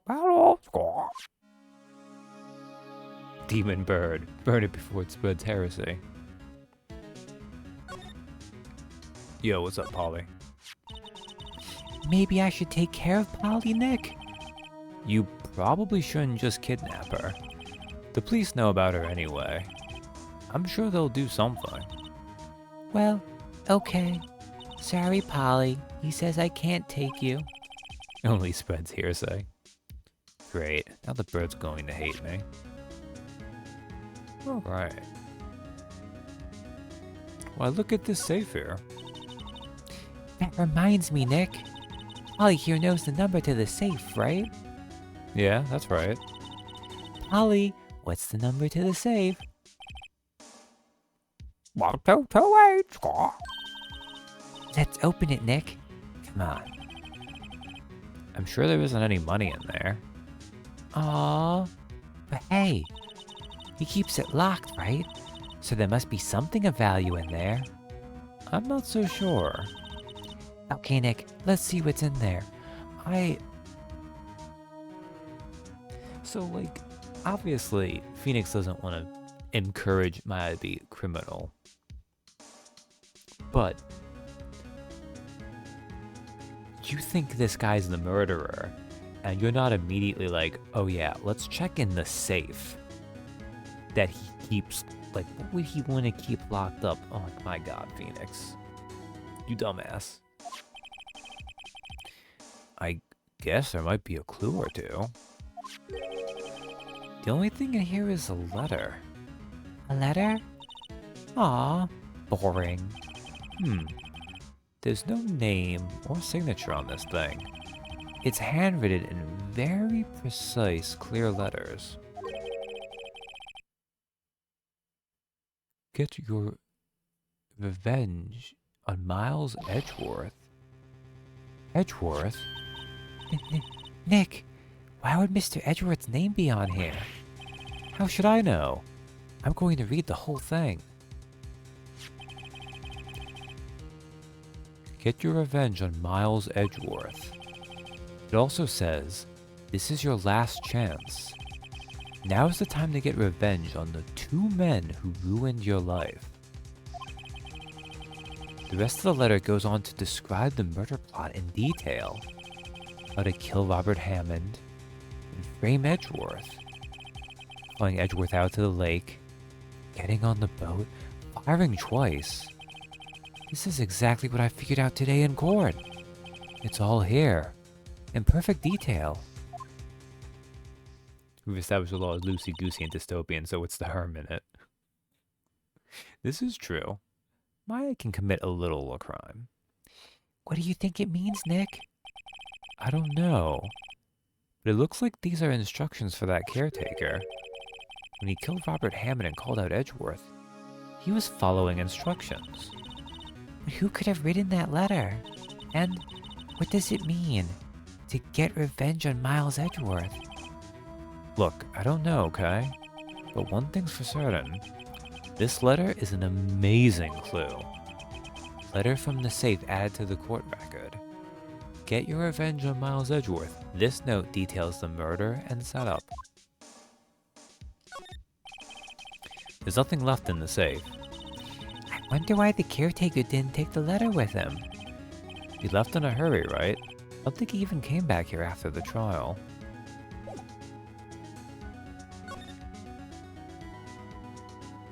Alright. I think that is everything.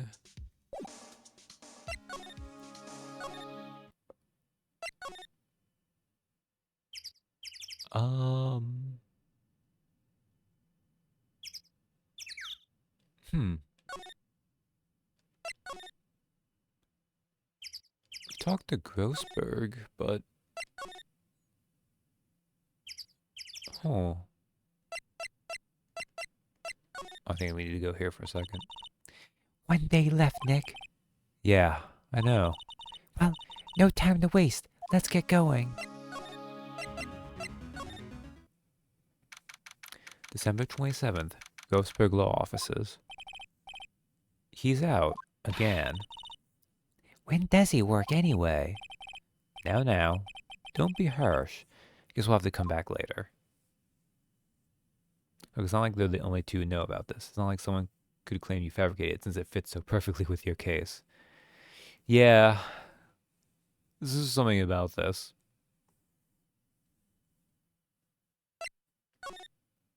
The sad thing is that's not even going to be the problem with this piece of evidence. Maybe Edgeworth will have something to tell us. December 27th, Detention Center, Visitor's Room. You look as grim as always. Mr. Edgeworth, I heard the story about the class trial. Class trial? What do you mean? You don't remember? No, I don't. Your lunch money was stolen, wasn't it? In 3rd grade? Lunch money?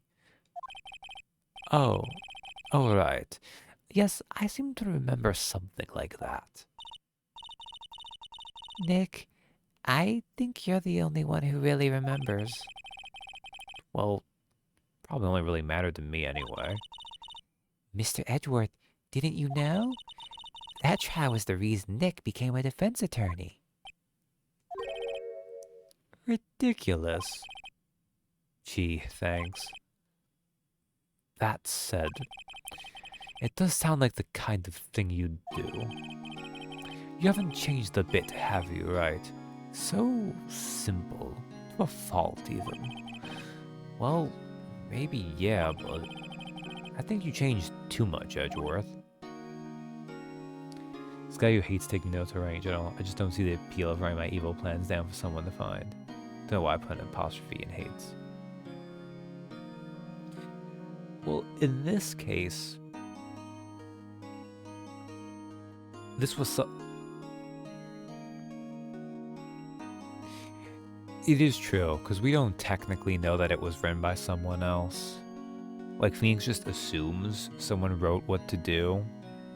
Well, the way it's phrased, it says he could take his revenge. So obviously they wrote it down so that they could hand it off to the caretaker to follow.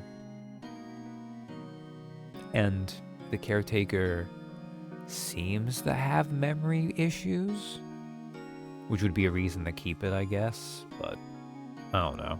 It's more for convenience, really, and to let us know for sure we're right. Perhaps. Why prosecute? Hey, Edgeworth, why did you become a prosecutor anyway? Yeah, I'm more just taking the piss out of the evil plan Diary Trove in general.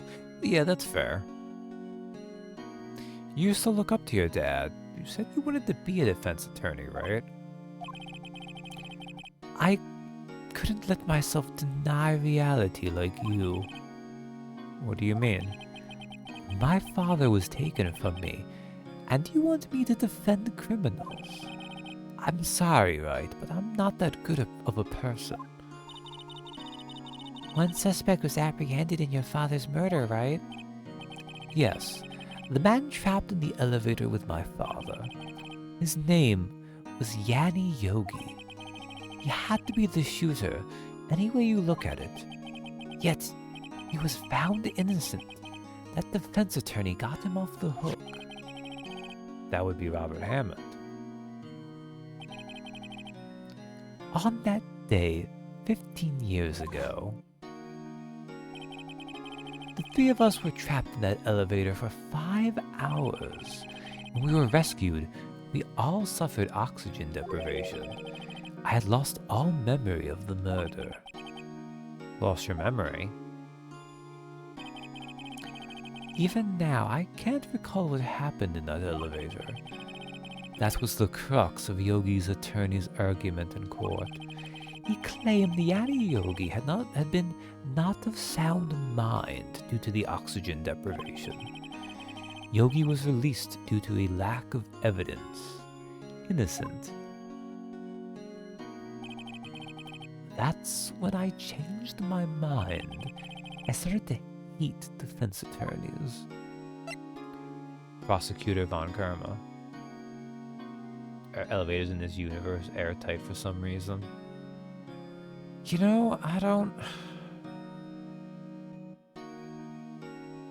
Like, I think in reality what must have happened is they all had differing levels of panic attacks, which would have probably ended up symptomatically appearing the same, but plot reasons, yes.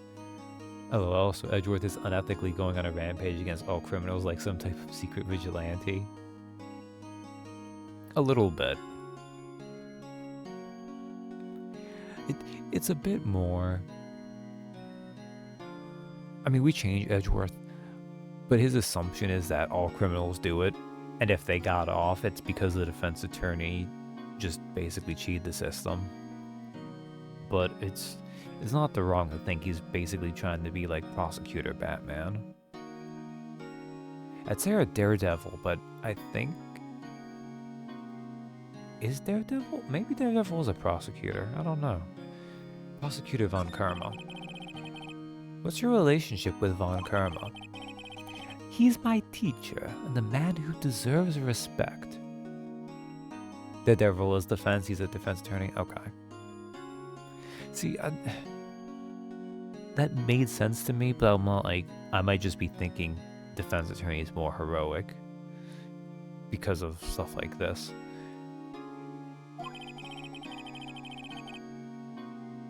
He's my fave.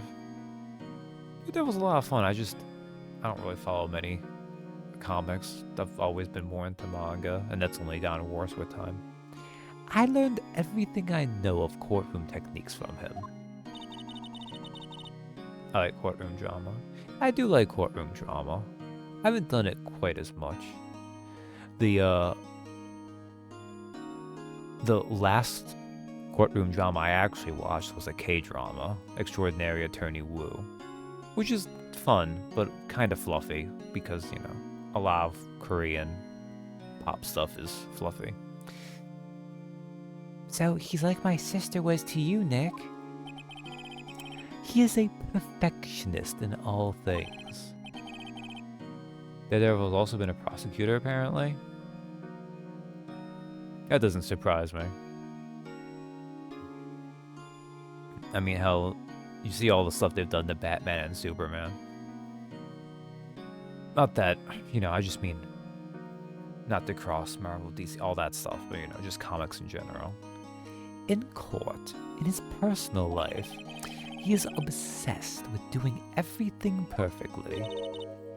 Perfectly, huh? In all the cases he has taken on, none were left unsolved, and not one suspect was declared innocent. Ever. But that's... I know.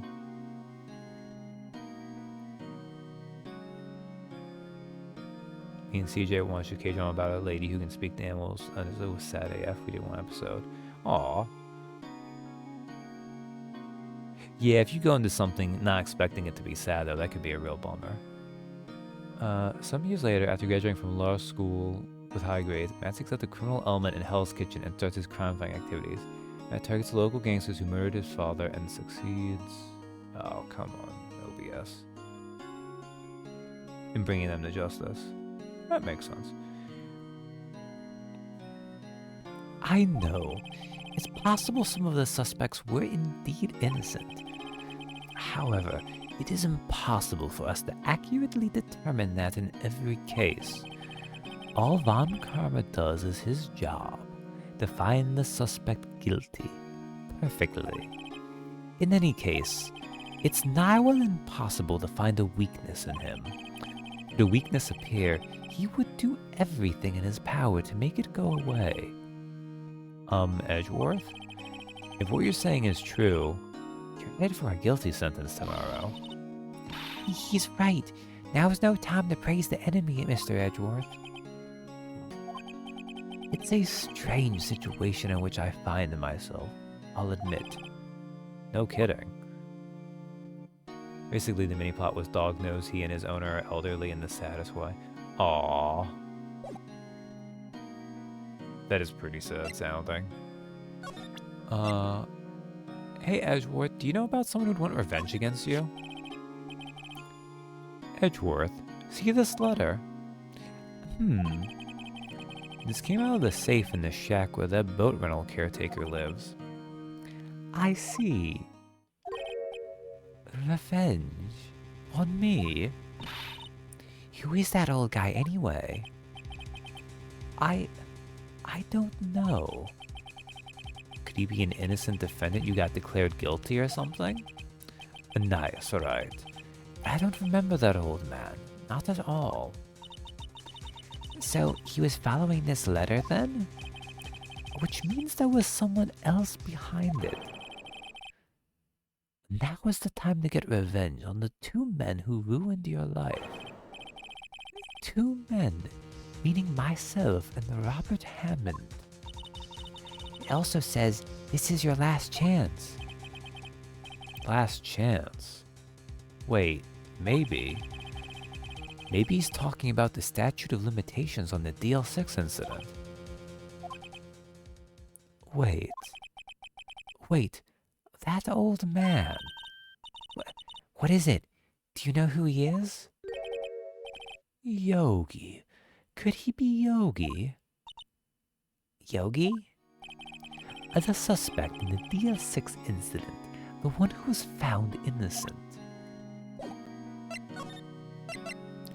Yanni Yogi. Yanni Yogi was a court bailiff at the time. We just happened to be in that elevator together 15 years ago.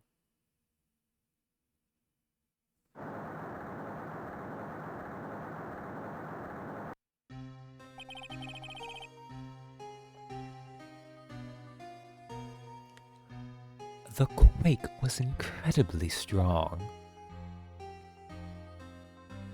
I'm sad that the old stoner guy could be a murderer. Well, if it helps. He followed instructions, is what they're thinking, so... The true murderer would theoretically be the person who made the plan. He was just the one he did the hit, effectively. Before I knew it, everything was dark. We were there for so long, it felt like forever. The air thinned, and the darkness closed in on us in that little box.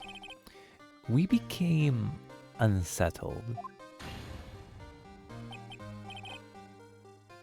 Help! I can't breathe! quiet. I said quiet. You're not making this any easier. I want to get out. Help! Get us out! Don't shout. You'll just use up more oxygen.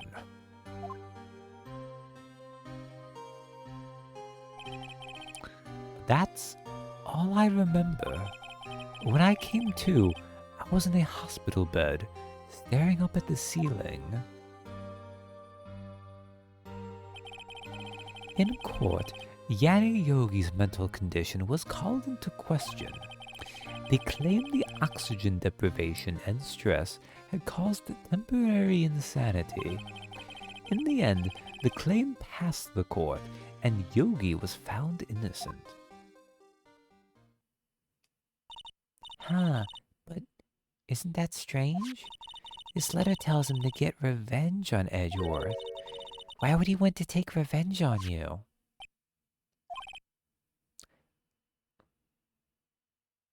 Yanni Yogi sounds like bootleg Yami Yogi. I like that. Right. Yeah?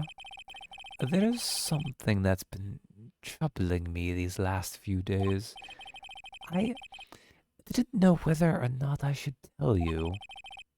You mean the nightmare? It's a nightmare I've had. A memory of a crime that I committed. I've already said this third time. A crime you committed. A memory of a murder. See, I told you this was gonna come up. I think the time has come to tell all. The nightmare.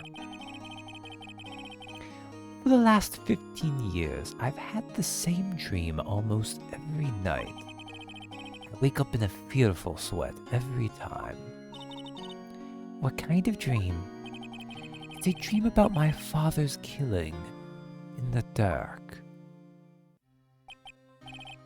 Well, help! I can't breathe. Quiet. I said quiet. You're not making this any easier. I want to get out. Help! Get us out. Don't shout. We'll just use up more oxygen. I can't breathe. You're using up my air. What? Stop breathing my air. I'll stop you. What are you? Stop breathing my air. No, Papa. He's attacking the father. Then I see a pistol lying by my feet. I don't know if it was evidence from that day in court, or the bailiff's. In a daze, I pick up the pistol. Get away. Get away from my father. Bang.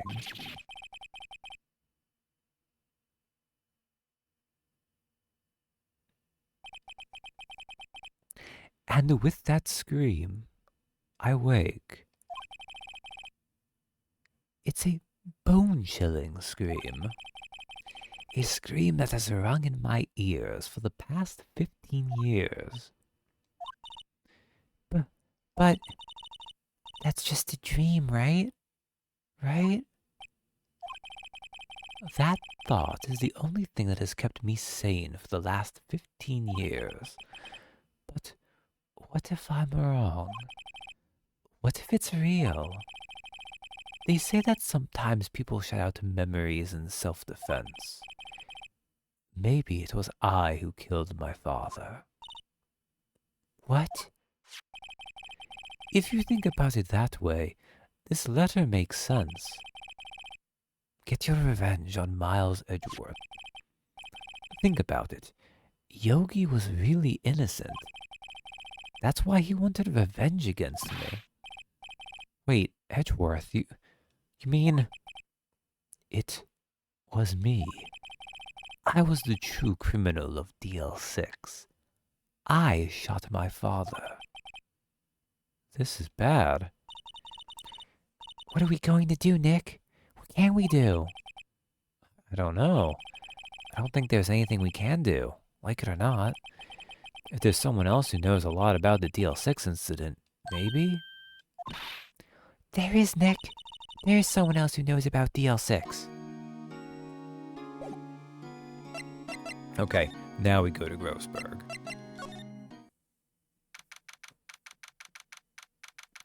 December 27th, Grossberg Law Offices. Mr. Grossberg. Hello there. What's wrong? You look troubled. No kidding. I can't believe you're not. My. Just calm down and tell me what's happened, What kind of cockamamie logic is that, Edgeworth? It is displacement and self-loathing and general misplaced guilt. So this is the part where we kind of see he's so good at fabricating evidence, he's doing it to himself. So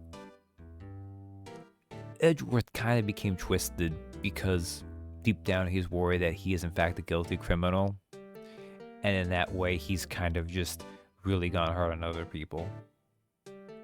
It's Mr. Edgeworth. He...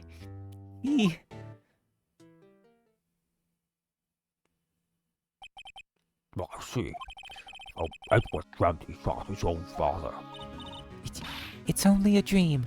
Only a dream. I wonder. What? If that's the case, then why do you look so troubled? Well...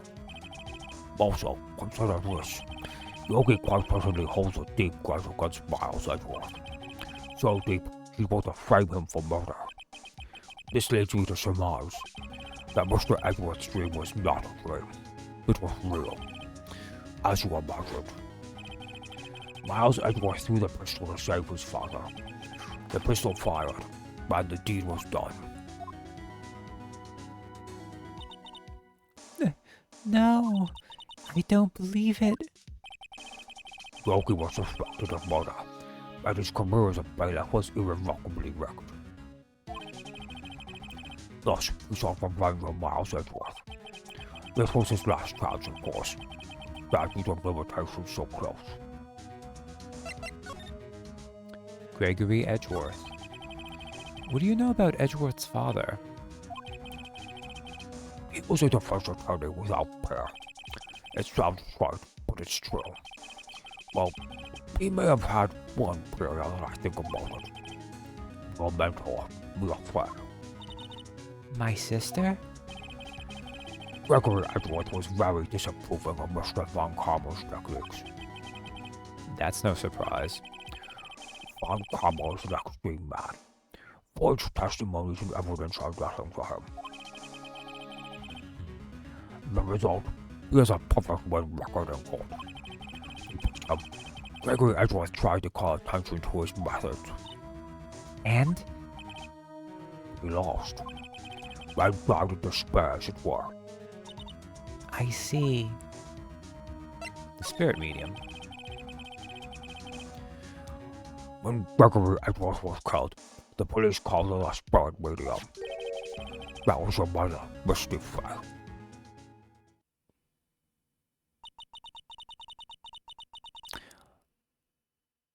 I am Gregory Edgeworth. I have been killed. The one who shot me was the bailiff, Yadi Yogi. That Yogi was found innocent. That's when my mother left us. Everyone called her a fraud. That's right. Everyone thought she was, you say. But, now that I think about it, it seems the one who lied was Gregory Edgeworth's ghost. Gregory Edgeworth must have known who shot him. I don't believe it. So you're saying he falsified his testimony? What a wild minor plot point. The idea that a spirit medium successfully called on the ghost, but the ghost lied. That Edgeworth's dad lied to protect his son? It's only a possibility, mind you. But A possibility nonetheless. I think we might have to show him this too. Oh, this is the letter. It does seem that Yogi was following this letter. But it can't happen. Why kill Robert Hammond? Hammond was a scoundrel secretary, but he defended clients not for their sake, but for his own. Huh? His own sake. He never trusted his clients, that one. The only thing he trusted was his own ability. But he got his client found innocent, so why should it matter? Actually, my dear, it's quite different. He won that innocent verdict for no one but himself. Yogi was a free man, but socially, he was ruined. Huh? You'll understand soon enough. Wait, What is it? this letter. I've seen this handwriting somewhere before, a long time ago. Whose handwriting was this? Do you have any idea who wrote this? Miles Edgeworth, Yanni Yogi, Manfred von Kerma.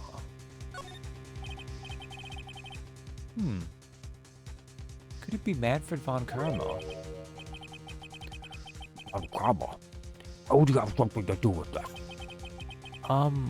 Well, I'm not sure. Von Kramer. Von Kramer. Wait, you're right, my boy. This is Von Kramer's handwriting. I'm sure of it.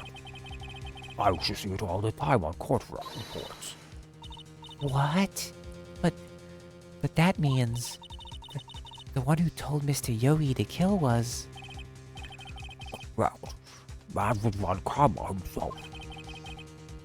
What does this mean then? Why would von Kerma want to frame Edgeworth?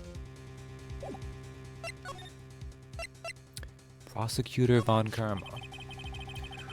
If it truly was Von Kramer who wrote this letter, but he would know the truth. He would know that Miles Edgeworth had accidentally killed his own father. He'll say as much tomorrow in court, I should think. He'll press the point until the court finds Miles Edgeworth guilty. Oh no. But how could Von Kerma know about Mr. Edgeworth's past like that? Even Mr. Edgeworth thought it was just a nightmare. That I do not know. But I do know that Von Kramer is both persistent, not a perfectionist. He may be seeking to satisfy a grudge against Gregory Edgeworth by hurting his son. What do you mean? It was 15 years ago. Von Kramer met Gregory Edgeworth in court, and Von Kramer did win. But he didn't make it through the trial unscarred. Gregory versus Manfred. What happened in the trial between Edgeworth's dad and von Kerma? Von Kramer got the guilty verdict he wanted. He won the trial. But Gregory Edgeworth accused Von Kramer of faulty evidence. And though he lost the trial, Mr. Edgeworth's accusation stood. Faulty evidence? It was the only penalty Von Kramer has ever received in his career as a prosecutor. Gregory Edgeworth doesn't blow to his perfect trial record. Wow. It must have been quite a shock for Von Kramer. He took a vacation for several months after that, you see. Vacation? Yes, an unusual event for the man. That was the first, and the last vacation he's taken in his many years of prosecuting. Okay, look. Von Kerma is awful for many ways, but the fact that he also just take vacations, like you don't live your job. I mean, it must be what he got off on and satisfied him, but my God, it's just sad.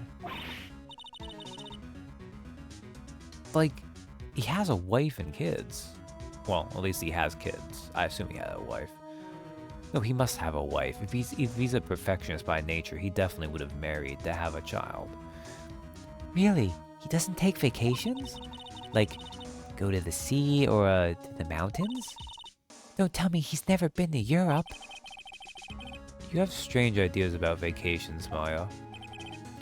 In any case, that was the only time he took a vacation from work. I believe the penalty upset him quite a lot. Odd. He wanted to keep a perfect record so badly. Why would he take such a long vacation? What do we do, Nick? Von Karma is going to bring up DL6. You can bet on it. What if Mr. Edgeworth pleads guilty to DL6?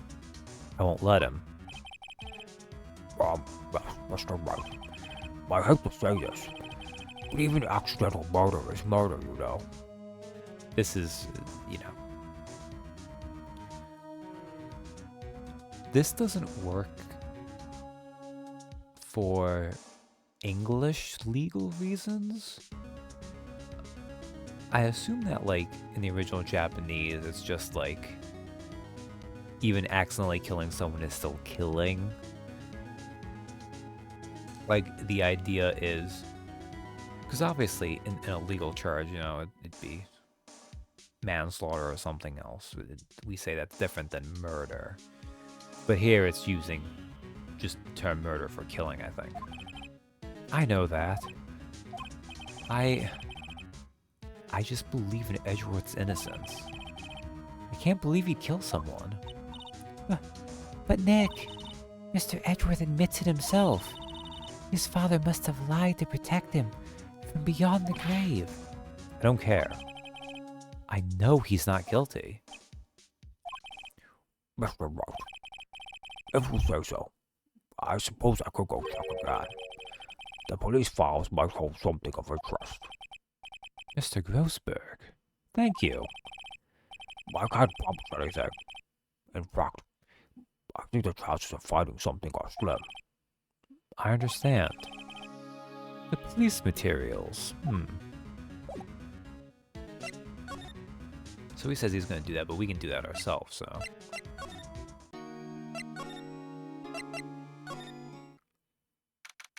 December 27th, Police Department, Criminal Affairs.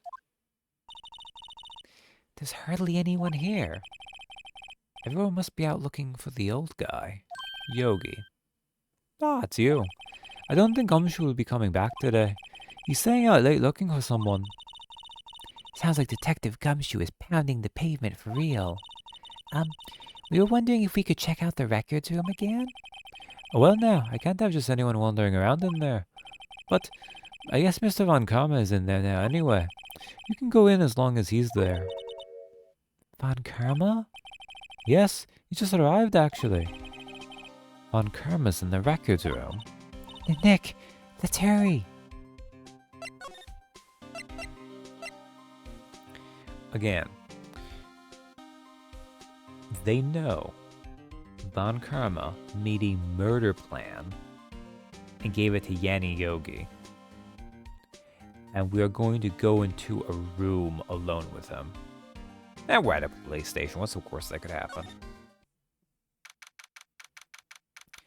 December 27th, Police Department, Records Room. Bestie as always. We were only here just yesterday. I'm sure they just haven't had time to clean. What's wrong, Nick? Nothing. I was just noticing that he isn't here. Von Karma. Oh, look at this nice open thing. Huh? One of the drawers here is open. Someone must have been looking in it recently. The label says, Unsolved Cases, Evidence. Unsolved cases? Nick, the file for DL6, it's completely empty. What? What are you doing in here? Man. None of the prosecutors look right, face on, but Von Karma might be the weirdest. Eek. Von Karma. You. How do you know my name? Huh? Have we met? What are you saying? Front-facing Karma. We see each other every day, don't we? We're Miles Edgeworth's defense team. Defense team? Well, I beg your pardon. You see, I rarely remember defense attorneys. They were like bugs to me, needless things to be crushed. I can see how this guy was Edgeworth's mentor. I don't like him smiling at us. Also, I can't... Like, look at him with that stack of what's clearly a case file underneath an arm. Edgeworth. Mr. Edgeworth is your student, right? A romanticist who still can't shed that veneer of amateurism. Just like his father, always second rate. Mr. Von Kerma. You had an axe to grind with Mr. Gregory Edgeworth, didn't you? Me, a grudge against the mere defense attorney. Why? Because he dealt a blow to your otherwise perfect trial record. Huh. So you did. But what I don't get is, why did you take his son under your wing afterwards? The son of your most bitter rival. That, my dear attorney, is none of your business. Tomorrow's trial. Tomorrow will be the last day of this trial. It's been a while since I've had a defense attorney last this long. Still, you will lose in the end. Miles Edgeworth will admit his own guilt. His guilt of 15 years ago, you mean?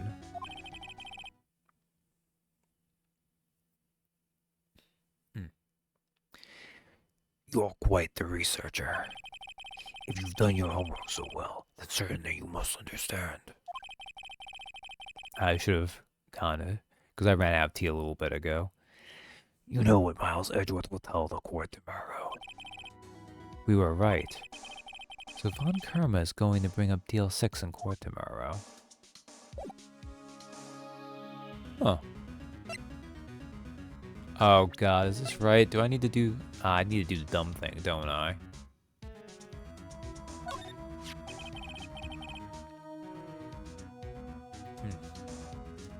Mr. Von Kerma, have a look at this.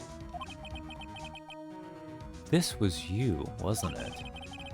You instructed Yanni Yogi to commit murder. Yanni Yogi. How many years has it been since I've heard him called by that name? He's a fool. I told him to burn it after he read it. So you admit it? You wrote Mr. Yogi this letter? Yes, my dear defense attorney. Thank you for taking the trouble to bring it to me. You've saved me from a lot of needless hassle. What? Nick, what is that thing? A stun gun. For self-defense. Usually. Indeed. 600,000 volts will course through your body like a touching an electric fence. 600,000?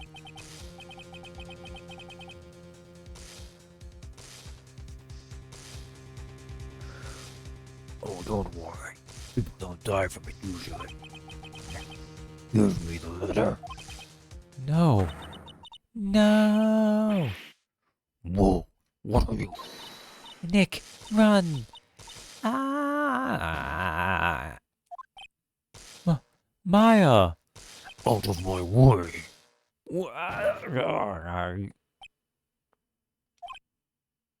And they died. Man, Phoenix Wright had a depressing ending.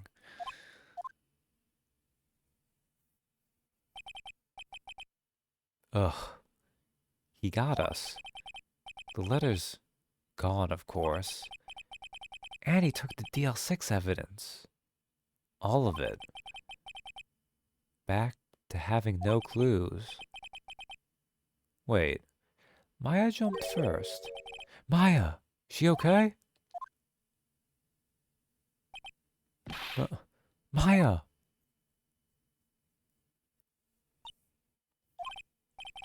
Maya, open your eyes. Maya! The letter. Did he take it? Huh? Oh, yeah. Are you okay? I I couldn't stop him. I jumped as fast as I could, but one shot from that thing knocked me out cold.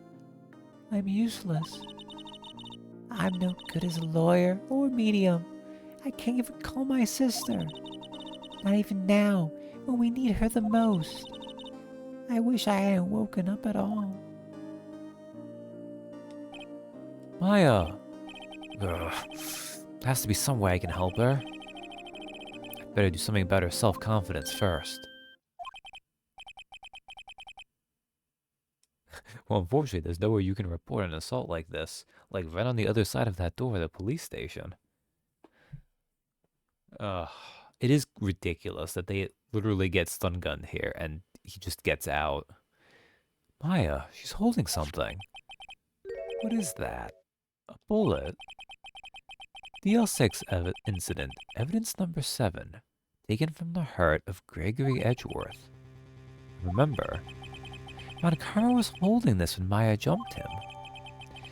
The L6 bullet stashed in a pocket, taken from Gregory Edgeworth's heart, still bears clear ballistic markings. I'll prove it to you, Maya. You're most definitely not useless. I'll prove it to you in court tomorrow. Oh, okay. There we go. We made it. Final day trial. Okay. I don't have enough time for this, but even if I did have time for this, I definitely don't have enough voice for this. As you could all probably tell. It's kind of unfortunate that Ron Karma shows up there at the end, but you think there'd be an inventory checkout so the cops would know what went in and what went out of there? Yeah, really. But oh well. There needs to be some suspension of disbelief, right? That's one of the advantages that Danganronpa has versus Phoenix, right? Because with Danganronpa's premise, it kind of throws out realism like right away. This is a dystopia.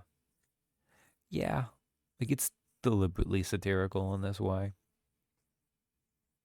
But I still do really enjoy it, even if imagining having it be in this legal system would be awful. Oh, but all right. Thanks for hanging out. Uh, but we'll wrap up this one for now. This trial's almost over, and then all that's left for the first game in the trilogy is the last case, which is the biggest one because they wanted to make a big arching case, but as a standalone. But for now, I'm gonna head to bed, rest up. All the rest of you have a good night.